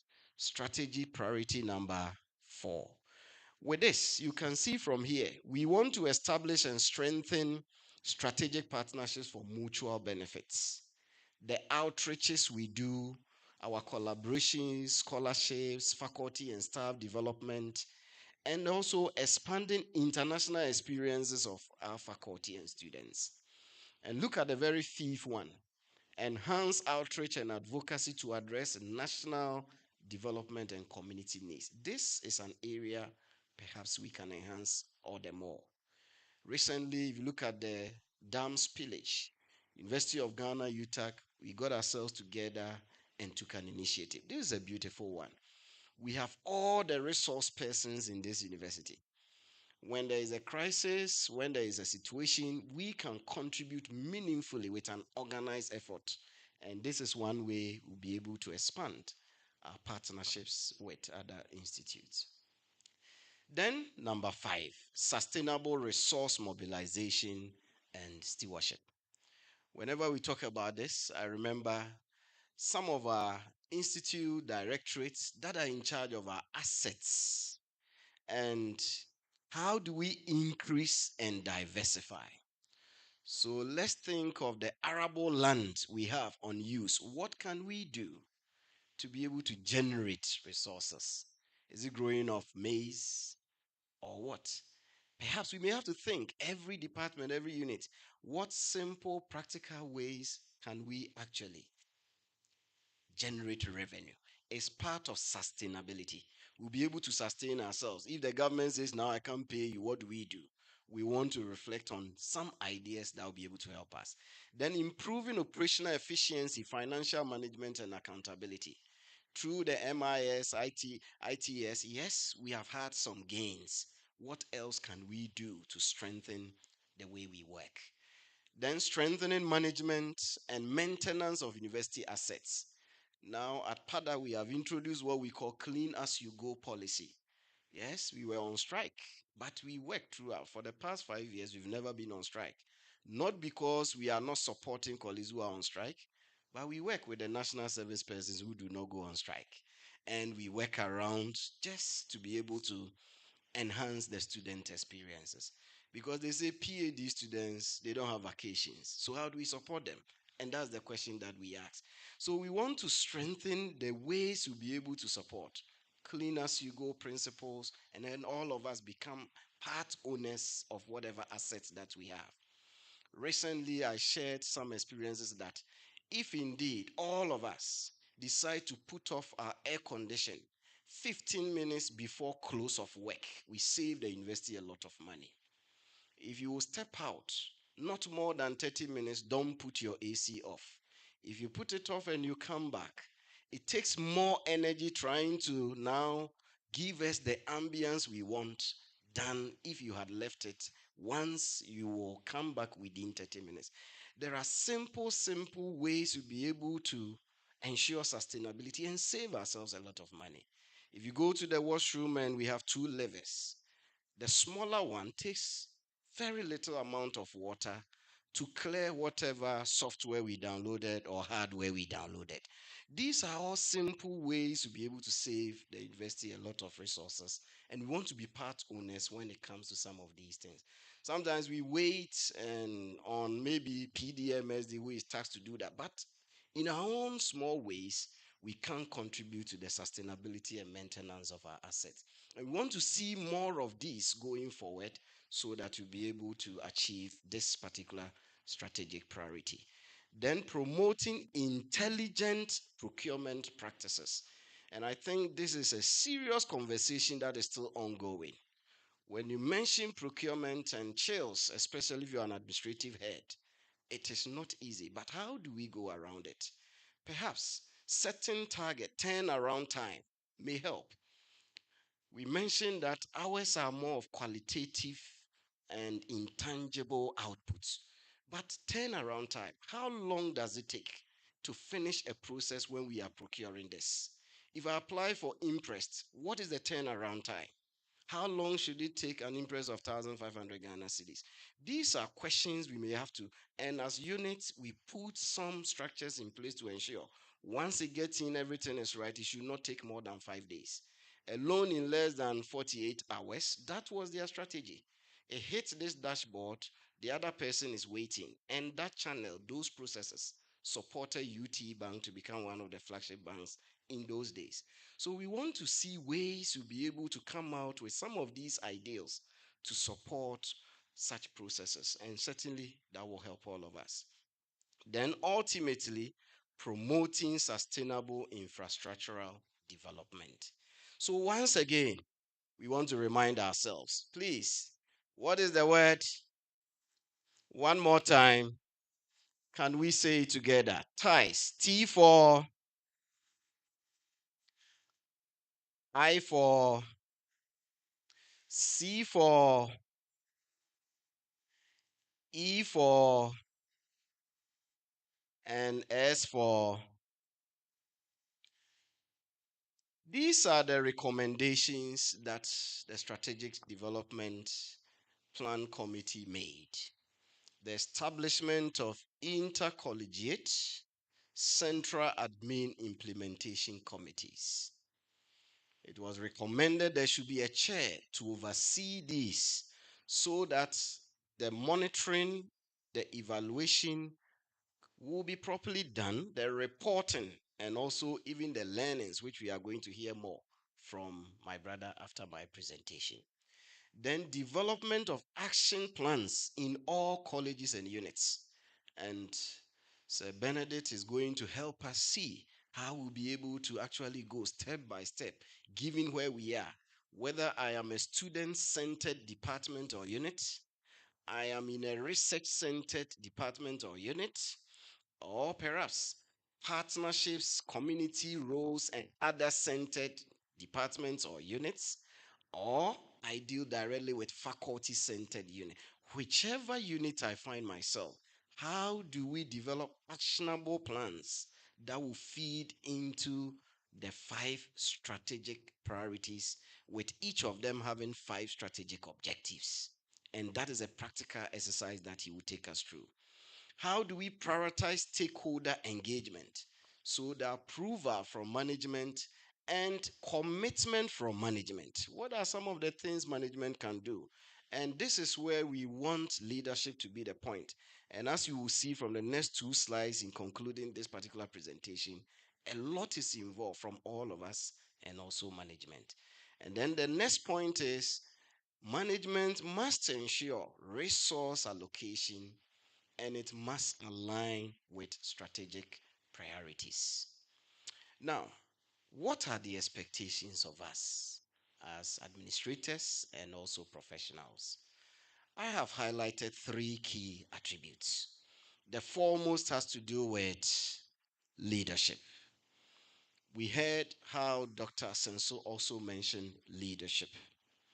Now, strategy and goals may be clearly defined. We may have to communicate it well. What can we all do? By this particular seminar, Registrar and the team are communicating what we have crafted as the spine of our growth, the spine of our progress, the spine to where we want to go, the spine of the Eugene we want. All of us may have to now trickle it down to the very last person who entered the organization or the institution. Everyone is on board.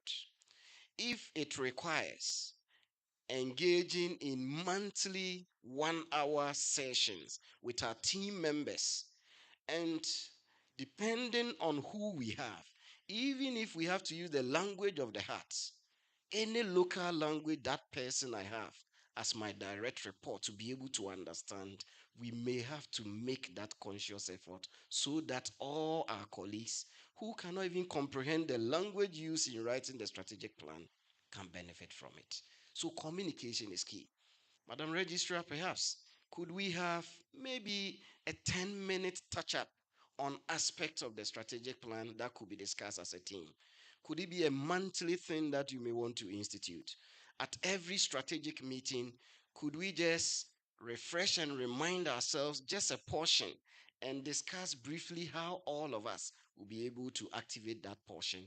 These are strategic ways. If we do this, then we will be reiterating what we have crafted, and then we will live by it to remind us. Then we want to ensure continuity. We have made some progress from the previous strategic plans. The learnings must be fluid. We need to transport the learnings and continue to make further improvement as far as the achievement of the strategic plan is concerned. Then we want to foster respect and trust. You know, we should never demean anyone. The difference between a student and a faculty administrator, professional, is a matter of time. And we've seen it time and again. We want to foster respect and trust. How we deal with the various constituents under our care. People we come face to face with. In no time, they become our colleagues. In no time, they are working with us. And that is why we want to ensure, as part of our leadership, as administrators, as professionals, we want to ensure that we foster respect. And that certainly will make the members the stakeholders we work with to trust us. Then we want to also lead by example. Example is not the main thing in leading others, it's the only thing. By how we live, it demonstrates our commitment to the very strategic priorities that we have set.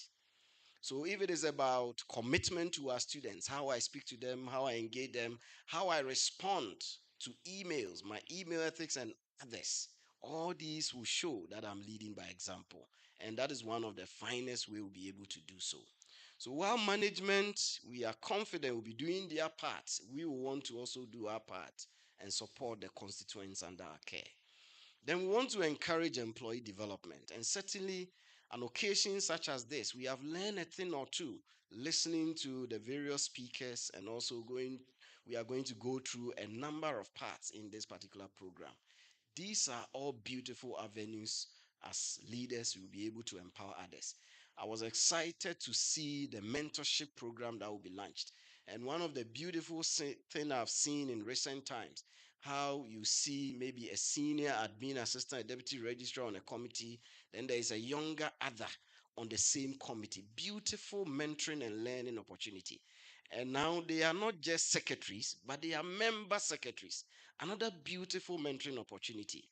Sometimes when people see the opportunities to grow, the avenues to learn, it is in itself a beautiful way of telling them that yes, we want you to develop, we want you to grow. And we want to be responsible. We want to take responsibility. We wouldn't want to shift it. Rather, let's be out there. Once it is my job description, I want to be there and demonstrate that. So, leadership is key wherever we find ourselves. All of us may have one constituent or another we rub shoulders we can work with. And we want to demonstrate these 6 aspects of leadership, and certainly it will help in the implementation of this particular strategic plan. The second attribute that I'm talking about is organizational citizenship behavior. Please, can we all say it? Organizational citizenship what? Behaviors. All of us?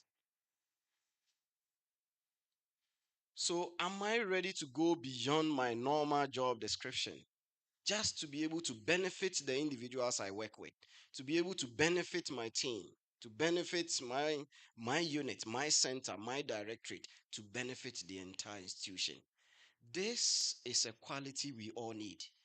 If I become a citizen of University of Ghana, I value it as my own. I see that I am the chief everything officer, CEO of my unit. Whatever I do, it must reflect the citizenship that I have for that particular unit, that particular organization. So, what areas can I go beyond my normal job description so long as it will benefit my team members, my unit, the university as a whole, and increase the reputation and branding of the university? It's a question I want to ask myself. Am I demonstrating? Am I going beyond my normal job description such that the benefits are evident? These are some of the expectations. If all of us sit and reflect, what ways can I demonstrate OCBs, organizational citizenship behaviors? Certainly, we'll be able to achieve these 5 strategic priorities. Then the last attribute that I want to talk about, continually increase your knowledge, competence, performance, and innovation. Please, continuous learning has come to stay. Over the past few months, I have seen ITD, some of the department mount a number of critical seminars and webinars. Sometimes we see the email, we get tired because of the number of emails that comes. But please, let's take note of some of them. Just see what AI is doing to us. The University of Ghana, we've been very proactive. Now, we are saying that yes, we are not against the use of AI. We are against the irresponsible use of AI, artificial intelligence. And so, if you look at our new academic misconduct policy, we see how AI was addressed in there. Responsible use of AI is okay. AI can enhance the work of all of us as administrators, as professionals. There are several ways to be able to use AI. Imagine if we had connected with Zoom. By the time we finish speaking, it will summarize the thematic ideas of all the speakers. And by the time you finish, it's ready.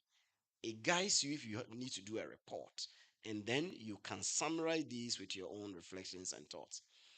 We want to continually learn. When we see some of these programs, webinars, and others, we want to be there. Perhaps Madam Registrar can help us.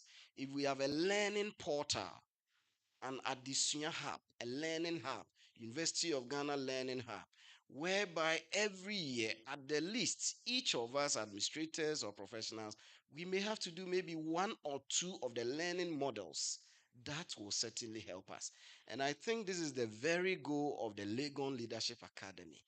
And we want to ensure that we continue to learn, to deepen our knowledge, our competence, performance, as well as help us to recreate and create new ideas.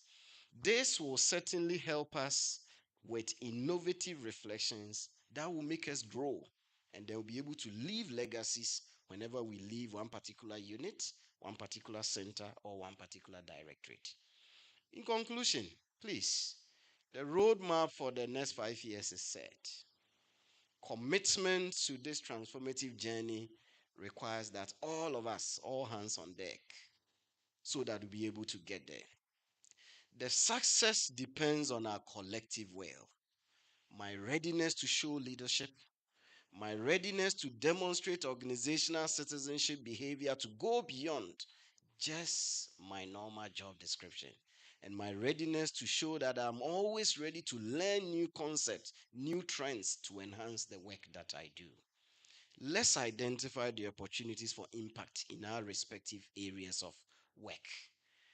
Let's look out for the opportunity to transform some of the things we do. I was happy Pro VC mentioned sometimes sticking to the old ways of doing things. I always say that the last 7 words of a dying organization, this is how we always do things. Count, they are 7. The moment we begin to toe that line, we've never done it this way, we've never done it this way, then we begin to die. Please, may not the last 7 words of a dying organization be close to us in any way. Say amen.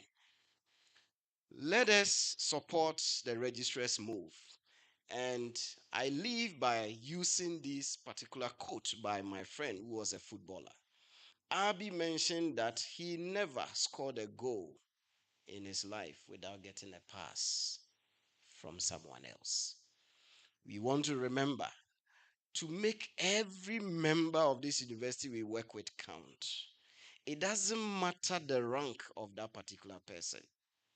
Because I have seen that indeed, if we belittle anyone younger in anything than us, soon those people we see as subordinates will soon be our leaders, and we will soon be our subordinates.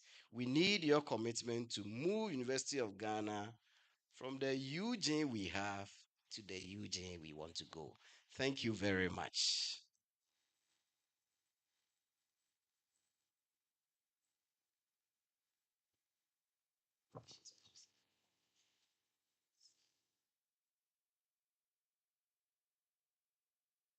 Thank you very much, Dr. Collins Baduajima. Please let's give him another round of applause. Indeed, from today and henceforth, we'll always kick a pass to someone. And like he rightly said, all hands should be on deck. Thank you very much once again.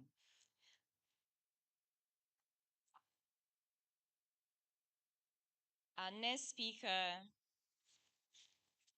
is by the name Mr. Benedict Ofosu AJ. He's the College Registrar of the College of Humanities. He has worked in the university and has over 15 years experience in university administration. In addition to his roles that are enormous, Mr. Fosueje has been an active member and secretary to several important university committees. I wouldn't want to mention all of them because there are a lot, but we appreciate your efforts and hard work.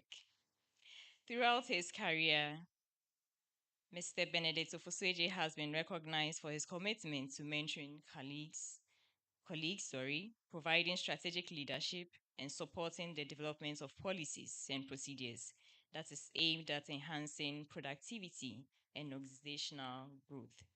On this note, I would like to invite Mr. Benedict Fosueje to give us his presentation on activating the strategic plan, the role of the administrator and professional. Thank you very much. Please let's give him a round of applause.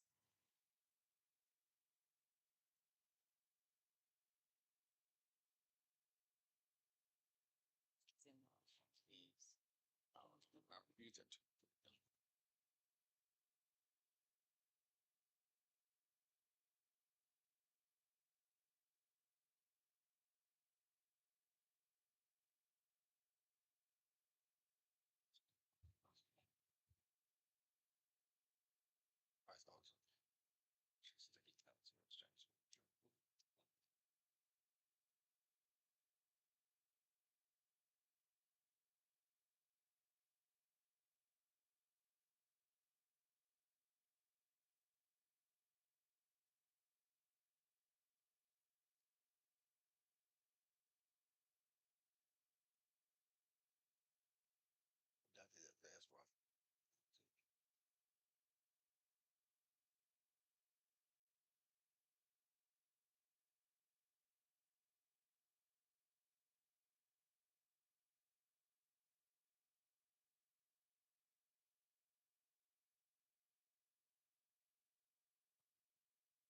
Thank you so much, Reginald.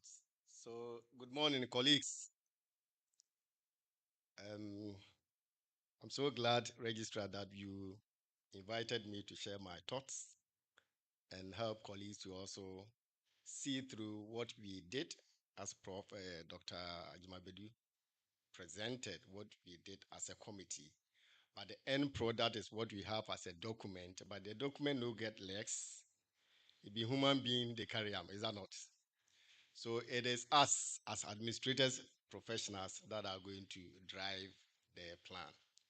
So our part is to see where individuals and units will be able to develop plans that will align to this strategic objectives that we have discussed.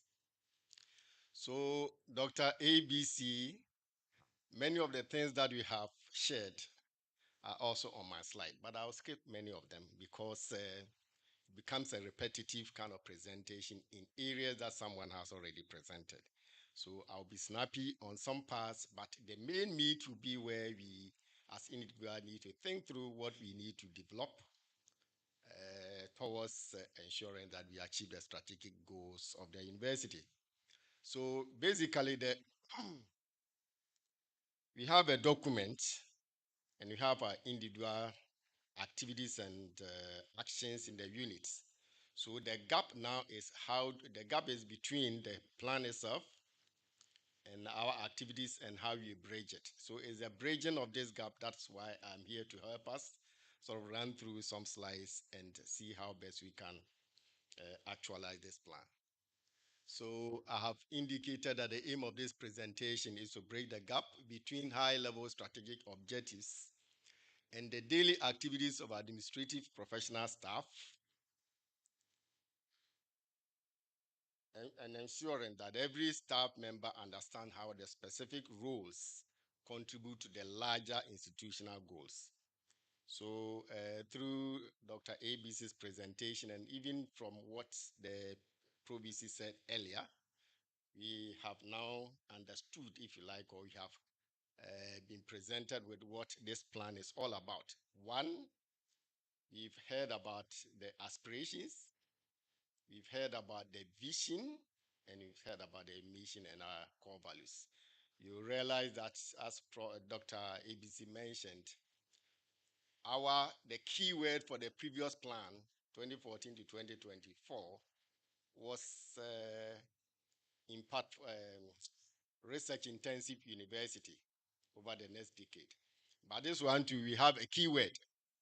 So if you look at it closely, it's not like you've thrown away the aspiration to become research intensive university. Part of as well, Now we want to achieve global impact in the things that we do. And I remember on our platform recently, um, was it Albert and later Mr. Zuta also added things about the ranking of the university in recent times. So if you look at it, that is the target. We wish we were first on the pecking order of the ranking of universities in Africa. Unfortunately, we are sort of not doing well lately. Some of the universities that we thought we were bigger and better are still leading us. I'm think this, okay, fine. So my presentation, I'll highlight the strategic compass, which Doc has already presented. I won't dwell so much on that. And I'll also highlight some transforming the vision to reality, and I'll talk about the general considerations that we need to take account of, and then activating the plan itself, and then the role of M&E. And I don't know why it is moving when I have not pressed. Sorry. So I will go back. It appears this thing is misbehaving. Okay.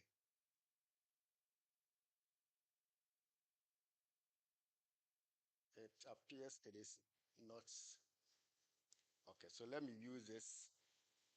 Okay, so here, as I said, Doc has already dealt with this one. And I've also highlighted the areas that I will touch. Okay. And I've highlighted this one already. Abusia, this is not working well for me. This is not working well for me. I don't know where. Okay. Okay.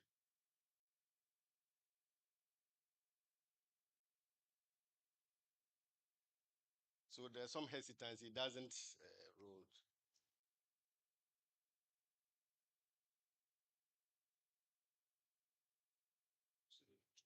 This side rather. Why? I don't know where. Anytime you. But this one takes me back. Oh. Yes, but you have to. Uh,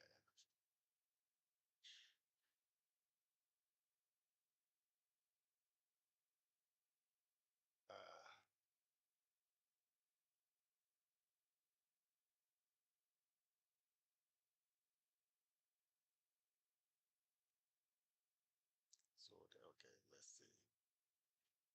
Okay, so even earlier on, it wasn't working. So the registrar's letter to me mentioned that we want to, how can we administrative professional staff activate this plan? So we are now moving from vision to reality. And like I mentioned, our target or our goal is to achieve global impact. And we are doing so because that is bread and butter. If we are not achieving the target of relevance globally, then what is our essence or our reason for being here? So we have objectives as Doc has workers to do, and basically for us to achieve the goals, we need to ensure collective understanding. Doc has highlighted that we need to create a sense of ownership, and we need individually and as a unit translate the strategy into operational activities, and also we need to personalize the strategy. Dr. Senso mentioned the issue about appraisal. So individually, we are setting objectives that are not completely outside the plan, the objectives of the plan, but one that is in sync with the plan, such that at the end of the year, when you are being assessed, it is because you have done ABC, and for which reason, perhaps some awards ought to be given to you. So we need to personalize the strategy as well. And I like this quote from the Vice Chancellor's foreword to the plan, which says that development of this strategic plan is only a first step in achieving, the University of Ghana ambition. Subsequently, these encompassing guidelines will be downscaled into unit-specific, implementable, and measurable action plans to ensure that each individual within the university community is able to relate with and hence contribute to the overarching strategic plan. So it goes beyond just seeing it as a document, but to us seeing it as something that will help our unit grow, and as individuals also grow through our actions. Okay, so other general consideration. Let me see if I have the step. Okay.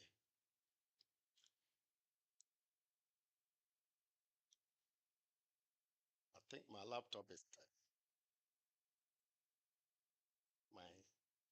Oh, okay, it's not. Okay, sorry. Okay. Okay, so other general considerations that I have here have been highlighted earlier. We need strategic alarm. This thing moves even when I've not touched it. So strategic alignment, we've mentioned it. We need to also focus on resource mobilization. We need to ensure collaboration. I've not touched it and it's moving. We need to ensure collaboration, and we need to ensure or put in place monitoring, evaluation, and learning, as Dr. ABC mentioned. And we also need to solve problems in the sense that the things that we learn in the course of implementation are plowed back into the plan so that we can solve problems. Okay, we also have other general consideration slides.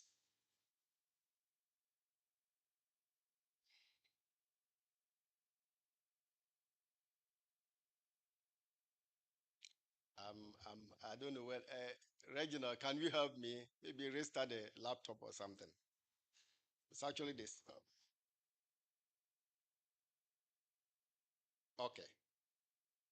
So other consideration, general consideration that we have here, performance management, I've highlighted the capacity building. Dr. ABC mentioned it about personal development and institutional or unit capacity building. We need to also highlight that we need a digital transformation and streamline processes. Dr. ABC mentioned that some activities are being conducted at the UGCS, but suffice to add that some of them are conducted by Quality Assurance Directorate and the Center for Teaching and Learning Innovation. And most of these are beneficial to us as administrators because we learn new things or new ways of using IT to do our work. And of course, now we've set up a risk management unit. No, it's not mine. It looks like it's working now. It looks like it's working now with this one. I think that the other one wasn't working.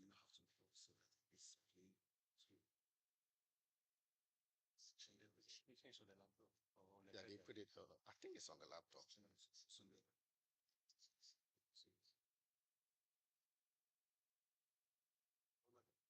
Oh, so where's Reginald? Probably here. Probably here. Probably here. Probably here.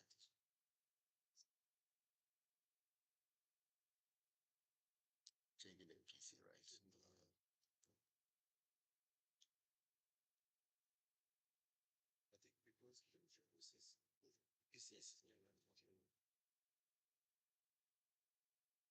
What is Reginald?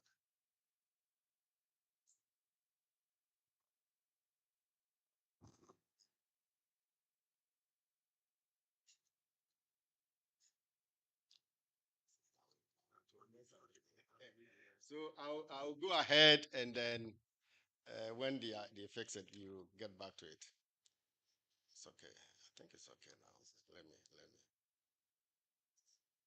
What is it? So I will use this number. So put it on slide mode first.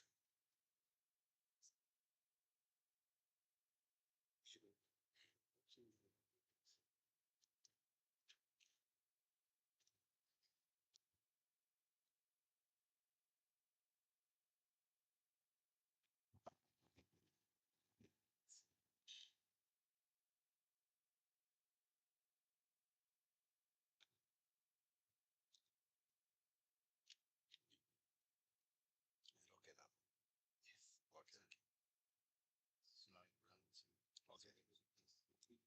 So, colleagues, sorry about the hiccup. So, I was zooming down to activating the plan itself in terms of what we do and how we should see things from the lenses of the objectives that have been discussed. So, for the ties that had been discussed, now I think the plan is for us to internalize the strategic pillars. So, Madam MC, you mentioned ties, right? I was thinking that we probably should also use our hands to also demonstrate the ties. So, following from what Dr. ABC presented, colleagues, can we get up briefly and also do a little exercise so we don't forget the ties again?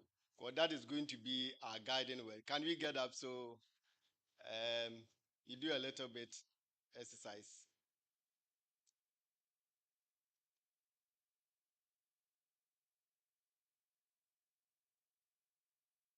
So again, I think we will spell the initial words, the first word that is making the ties. So transformative student experience, can we use our shoulder to try to transform, right? Transformative. Okay. And then the left shoulder, we used to write the impactful research, impact.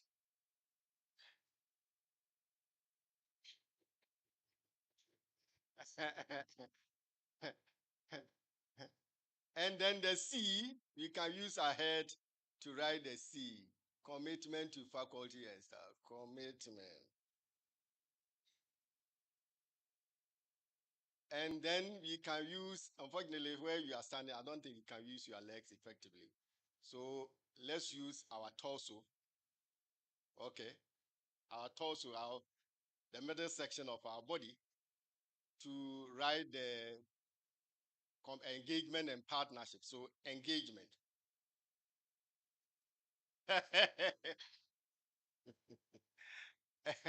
and then lastly, the sustainable resource mobilization. You use our ways to write the sustainable.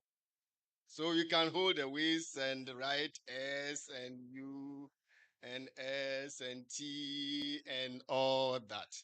So we have the ties. Can you sit down, please? We have the ties also presented in this way.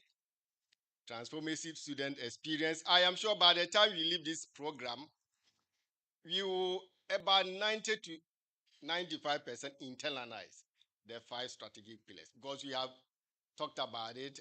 By the time you get here, you have too much of it. So, transformative student experience. There are 5 strategic priorities in the document. First one is to summarize. I've used some keywords in there: inclusive recruitment, curriculum innovation, technology in learning, staff support, and student well-being. So there are long statements, if you like, of all these, but I've used the keywords to present them so that it becomes a bit easier for us. But document presented, but the question is, how do we see ourselves in this as administrators? So there is a bubble that I put on the right, which I will come back to it. What I did was to sort of use the 5 and also see how we as administrators, we see ourselves in the 5. So if you look at it from the administrator's point of view, administrator professional point of view, if you like, we are responsible for coordinating resources for student-focused program, overseeing implementation of curriculum innovation because we don't develop the curriculum, but we oversee the implementation. We ensure and enhance accessibility of learning materials and technologies. Our colleagues in UGCS, I'm sure ITD will see this. Supporting staff development through training initiatives and fostering students' welfare. Example, as I put it there, in the halls of residence. I'm sure we have some hall authorities here, supervisors, and possibly some hall assistants also here. And then ensuring inclusive services for students with special needs. I believe you have special needs. It cut across anyway, but there's a unit that is directly responsible for special needs students. Now you ask yourself, of all these bullets, 6 of them that I have teased out from the 5 SOs, where do we see ourselves, or where can we identify ourselves in this? Then the second priority, which is impactful research, also has a set of 5 strategic objectives. And of these 5, we have talent management, which is in the recruitment. We have research funding, we have interdisciplinary research, we have grant management, and we have innovation and knowledge transfer. And I have also tried to identify what admin professional staff can see in these 5. And these are streamlining grant management processes, facilitating partnership for research funding, encouraging and supporting interdisciplinary research collaboration, and supporting knowledge transfer initiatives. I believe wherever we find ourselves, we may be doing one of these, not necessarily staff members who are in, say, IPO, who facilitate writing of MOUs and grants and contracts and things like that. And of course, not only from colleagues from the rate that will be dealing with this. There are some of us in the colleges that are also facilitating research activities. My colleague Beatrice works on principally writing letters, engagement letters for staff who are engaged on contracts for research projects, and even PIs when they need to do some things on their research. So I ask myself, or we should ask ourselves, where do we identify ourselves in these 4 bullets that I've teased out from the 5 strategic objectives under impactful research? Same way for activating the priority 3, which is commitment to our faculty and staff. We have, as I've summarized it, if you like, diversity and inclusion as the first objective, staff well-being. We have productivity, which is provide state-of-the-art infrastructure, which Dr. ABC mentioned. Professional development for both individuals and units, and then recognition, which is about the reward system for staff performance and all that. Within this, I have also identified 4 areas. Therefore, yes, it doesn't necessarily need to be 5 for 5 in this case.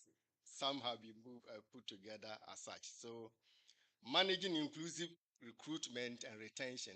And of course, if you are in the HR line and people are sending you applications, both hard copy and soft copy. Some are coming through the emails, especially when you get applications coming from the sub-region. Maybe you should have a way to process that quickly to the department such that we do not lose people who we think can add value to the university, especially in areas in department where there is critical need. So you have, in my case, for example, an application coming from somebody from Cameroon. You want to come and teach something French, or somebody coming from, say, Equatorial Guinea coming to teach something on Spanish. You have to work through it quickly as you can to ensure that the application get to the department and get processed.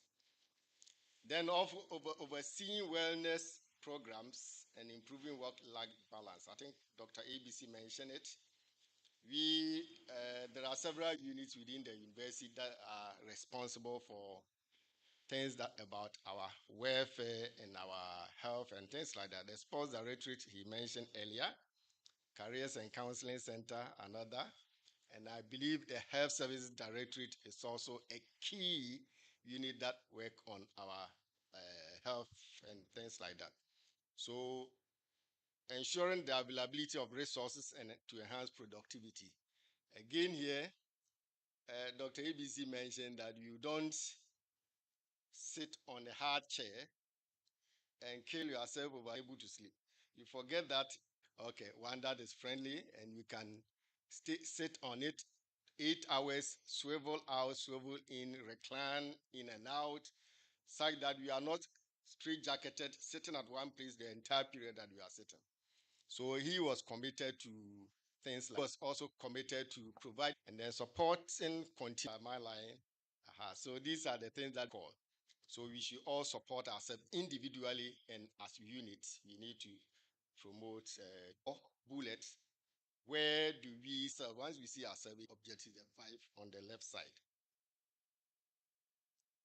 Again, on strategic partnership for mutual benefit, enhance outreach and advocacy, strengthen collaboration, expand international experience of faculty and students, and enhance outreach and advocacy to address national development community needs. Here too, I have tried to tease out some points that are particular to we administrative and professionals. So as you may see, there are some parts in the 5 that are not just unique to us, but within the 4, there are things that are relevant to us. Building and maintain strategic partnership, what IPO does, and I guess the Office of Legal Counsel also do review of the MOUs and contracts that we receive from external partners. How do we ensure that these are processed expeditiously such that we don't have this complaint of a lack of time that affect even the things that we also have some processes that we need to work through. But in good, Provici said, going forward, we need not to be stuck in the things that we say, this is how we do it, but we need to make changes where necessary. First, I always say a routine to a large extent, but beyond the routine, we have colleagues that are also innovating, bringing new ideas. We encourage new ideas, but even this routine, they finally get back to achieving the plan if you do them well. At least one or two of these and work out some activities around them. Same way for sustainable resource mobilization and stewardship.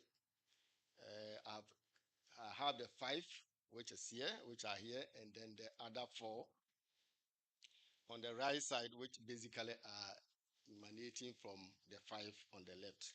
So managing internal and external revenue generating activities. And here I'm sure our finance officers, finance director staff will see a lot in here. Overseeing financial accountability and transparency and enhancing efficiency of our procurement process. Dr. ABC mentioned intelligent, which is on the left side, enhancing efficiency because it is one area in this university that people complain about. It is not just the academics. We also see it. There's students who have side for them in the project. And by the time the process go through all the way to the end, the price is maybe 150% or 100% on top. So again, here, this is what Provici said, and which our Mr. Dr. Senso also mentioned, that we cannot be stuck in our old ways. We need to be reviewing the things that we do such that we can ensure efficiency. I'm speaking the finance people, your language. So you have put the thing in here and you expect it to come out in 3-4 days time. By the time you realize it is 1 month, 2 months, you've lost value in the things in what you want to do with that process. So there is also monitoring, evaluation, and learning task on us that we need to do. Fortunately for us, I think there is a committee, an intercollegiate committee, implementation committee chaired by the Provici ASA. I am sure our work today, tomorrow, will help them to also see things in the way that administrators see them. So we need to help with tracking progress. We need to help ensure that the feedback that we get through our report, we are going to do the reports.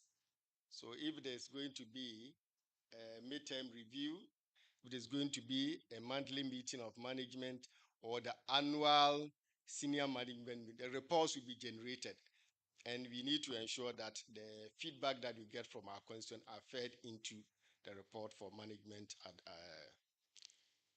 information, if you like. And also adaptation, continuously refine and adjust the strategy based on the outcomes that we document. Again, here, establishing system for tracking progress. I believe that when we were doing this plan, there was that thought that we should get UGCS person to be on the committee so they, right from where go, they know the things that we need to achieve, what we call the KPI, and they can convert in some forms and develop some dashboard so we can monitor progress. I believe the intercollegiate committee may take it up now and ensure that the KPIs that we have set, there are so many. And if you look at the document, they are in the appendix. We would reduce them in some kind of quantifiable and, if you like, areas that we can quantify, some descriptive analysis of a sort, so that at the click of a button, you can see progress that we are making, like Dr. Senso mentioned. So we need to establish the systems and we need to report on outcome to stakeholders, internal, external, and ensure transparency and accountability through the implementation process. So I chance upon these types of tools and processes for monitoring, evaluation, and learning. And what I noted was that, oh, really? I'm so sorry. I'm told that some can't hear me. So sorry. So sorry. So sorry. So the key performance indicators are what we have adopted as a university, but it is not cast in stone. It is not just working in isolation. There are beyond the key performance indicators. There are annual and midterm reviews by senior management. So I know annually senior management goes out and review the progress made. The previous one, the 2014 to 2024, I remember IRPO, I don't know whether Mr. Dankwa is here.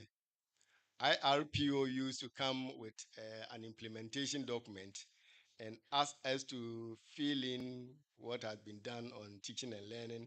At that time, I was at the Pro-Vice Chancellor's office, so I know about it. That you are given a document to fill in. What have you done with respect to teaching and learning, which is under the Pro-Vice Chancellor?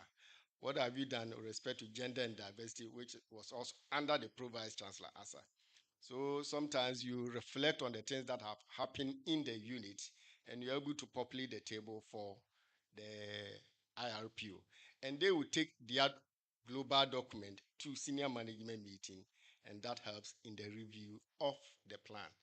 I don't know to what extent that was sustained, but I believe that now, with the KPI clearly spelled out, and with an implementation committee in place. I don't remember the previous one, there was any implementation committee as such.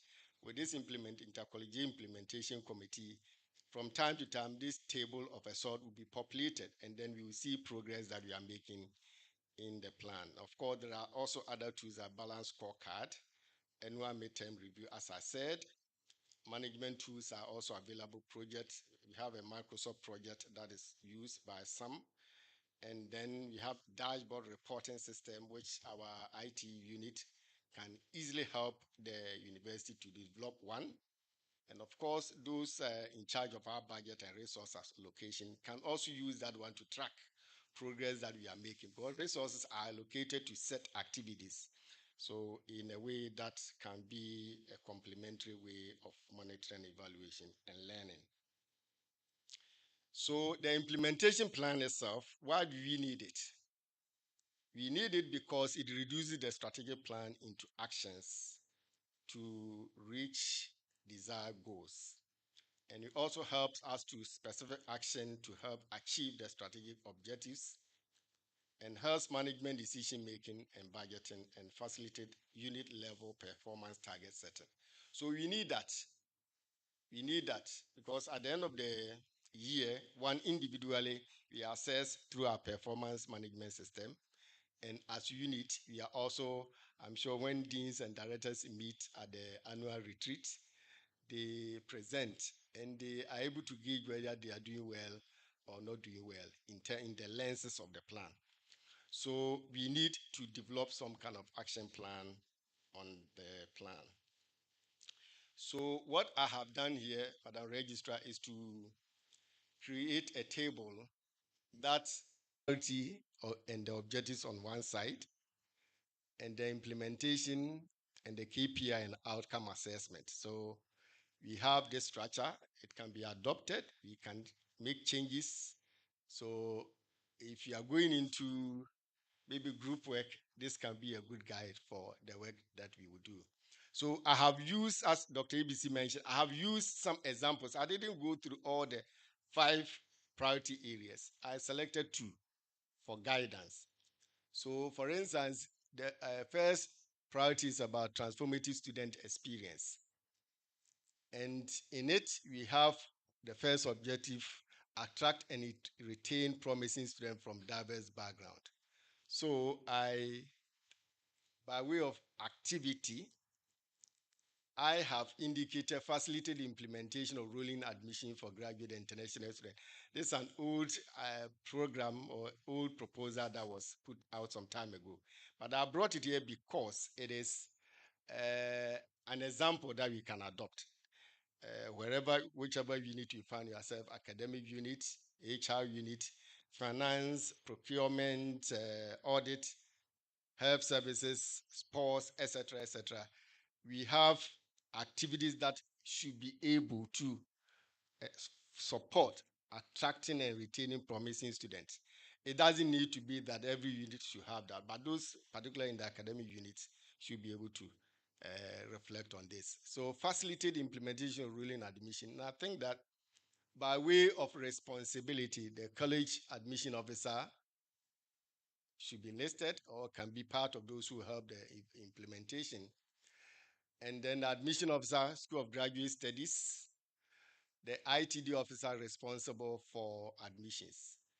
Of course, in the earlier presentation, we have learned about the need for collaboration. So units are not going to sit alone, but they work with one another. And I've also put out this KPI as increase in the number of international and graduate students. Increase by 2%, 5%, 10%. I believe, as I asked a question to Dr. Asenso, right from where it go, you should have some baseline. So when we move to 2029, we know that we were here and now we are here. So at least increase the number of international students by July 2025. You should be able to assess whether this year, for instance, if you implement the plan and we put this as an activity and we tweak the some provisional admission letter issued to them to nurture students' physical and social well-being, social and mental well-being. Again, for units that work with students or work on the welfare of students, this should come handy for you. And I have indicated by way of activity, again, this is also a sample. Strengthen the training regime of degrasses for newly appointed HOD. So again, I'm speaking as College of Humanities, where my team from the academic unit has developed this program of continuously to be done. Persons, 76% of them. And we are saying that, for instance, by 2025 July, we should be able to hit 90% of all students who qualify to graduate. It's an ambitious target, but it's perhaps changes in the system why some the training that then strengthen the partnership with SRC to organize a Let's Prepare to Graduate Forum for final year students. Again, that was also from my unit, my academic affairs unit. And again, you are talking about ensuring that students' mental, social, and physical well-being. To be honest, a student that knows that I've done so well, I've fulfilled all requirements, but I cannot graduate, it can be very depressing. So as much as this problem, you have not fulfilled this, you have not fulfilled that, you have not paid fees. Some also genuinely do not know that that is the situation on the academic record. So once we present or we meet them generally with SRC support, I think we should be able to help them. They themselves help themselves in a way. And then the college registrar, of course, the college academic officer, again, increase the graduation rate from 65%, 76% to 90%. So, Madam Registrar, this is what I am suggesting. So, if you pick again the same foster and inclusive, supportive university environment, I think if you go to the halls, you should be able to decongest because we are talking about student welfare. We are talking about their mental, social well-being, and not sure that students are in an environment that is conducive and helping them to achieve their goals as students here. So hall masters, hall senior tutors, hall assistants, etc., are here. The hall masters are our academic colleagues, but of course, we also have heads of halls. We have the hall assistants. We have bases here also that can fit into this. I'm saying that KPI reduce the incidence of purchase by 90%. Again, it's difficult to assess, but it is possible. If you have 5 people or 6 people in a room, and at the end of an exercise, we have actual 3 people, you definitely have achieved in that particular room 100% decongestion.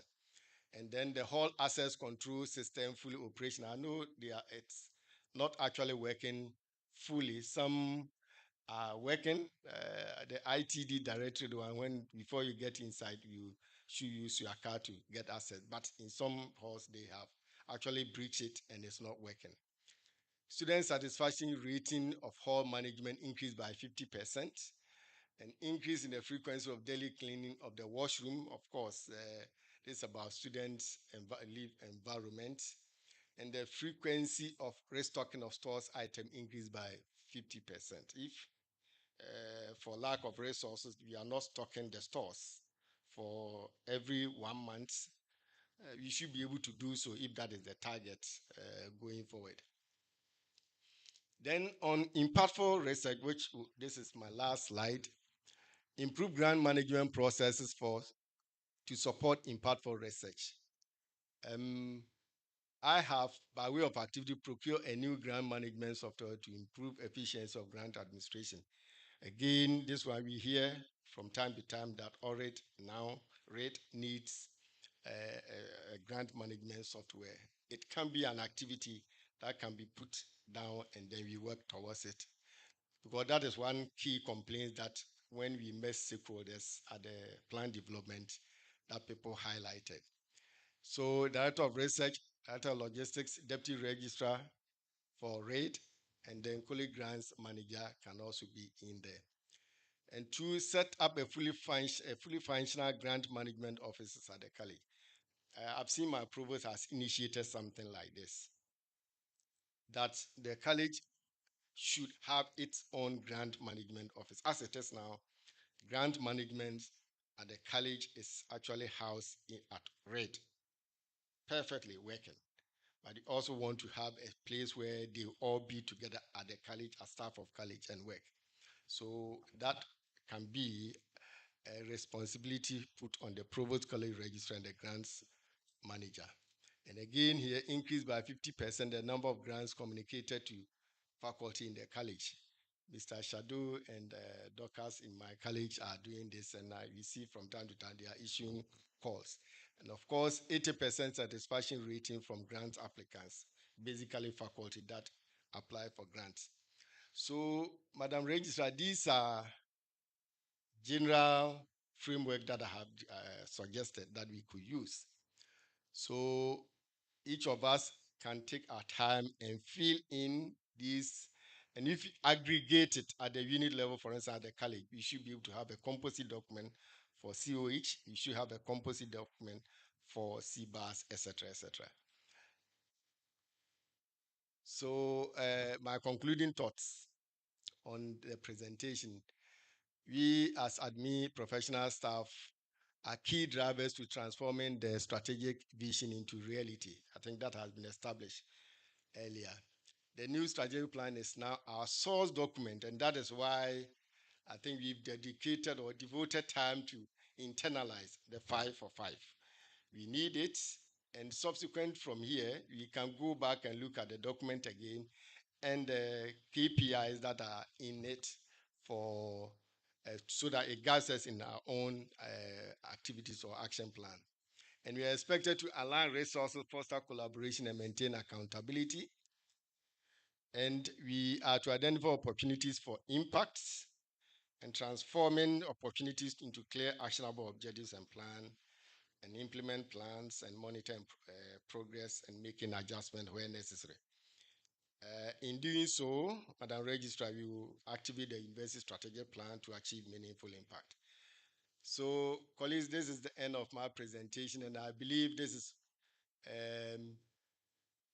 an add-on to what Dr. ABC presented, but of course, it also provides some framework within which we can also present our individual plan and our unit plan. So I thank you very much for your attention.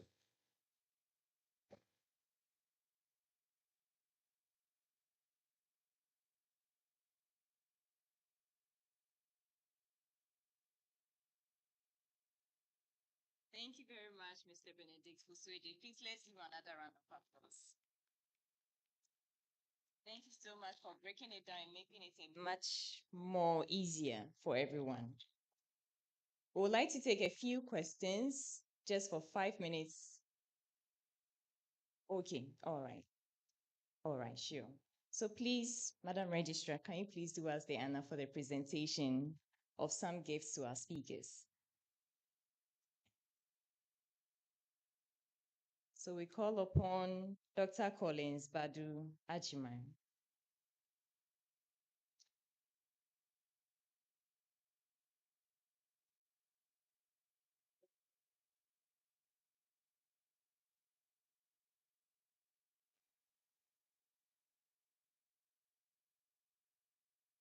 Please, can we have the background of our program?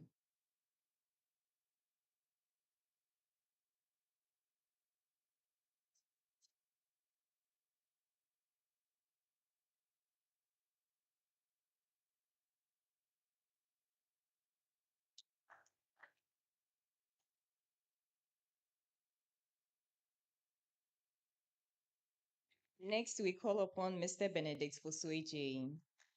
We appreciate your presentation.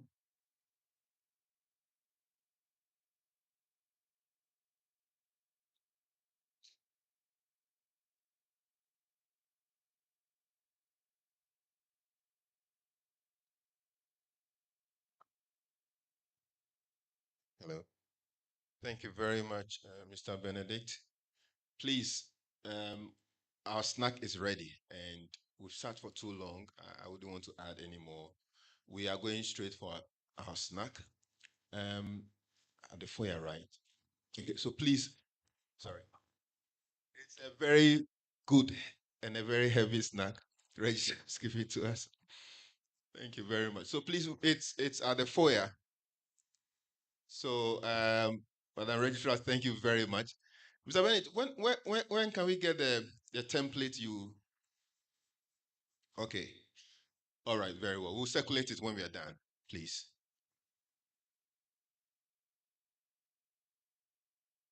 So please, after the snack, just in 20 minutes, after 20 minutes, we'll come back and ask some few questions we may have after Mr. Benedict's and Dr. ABC's presentations.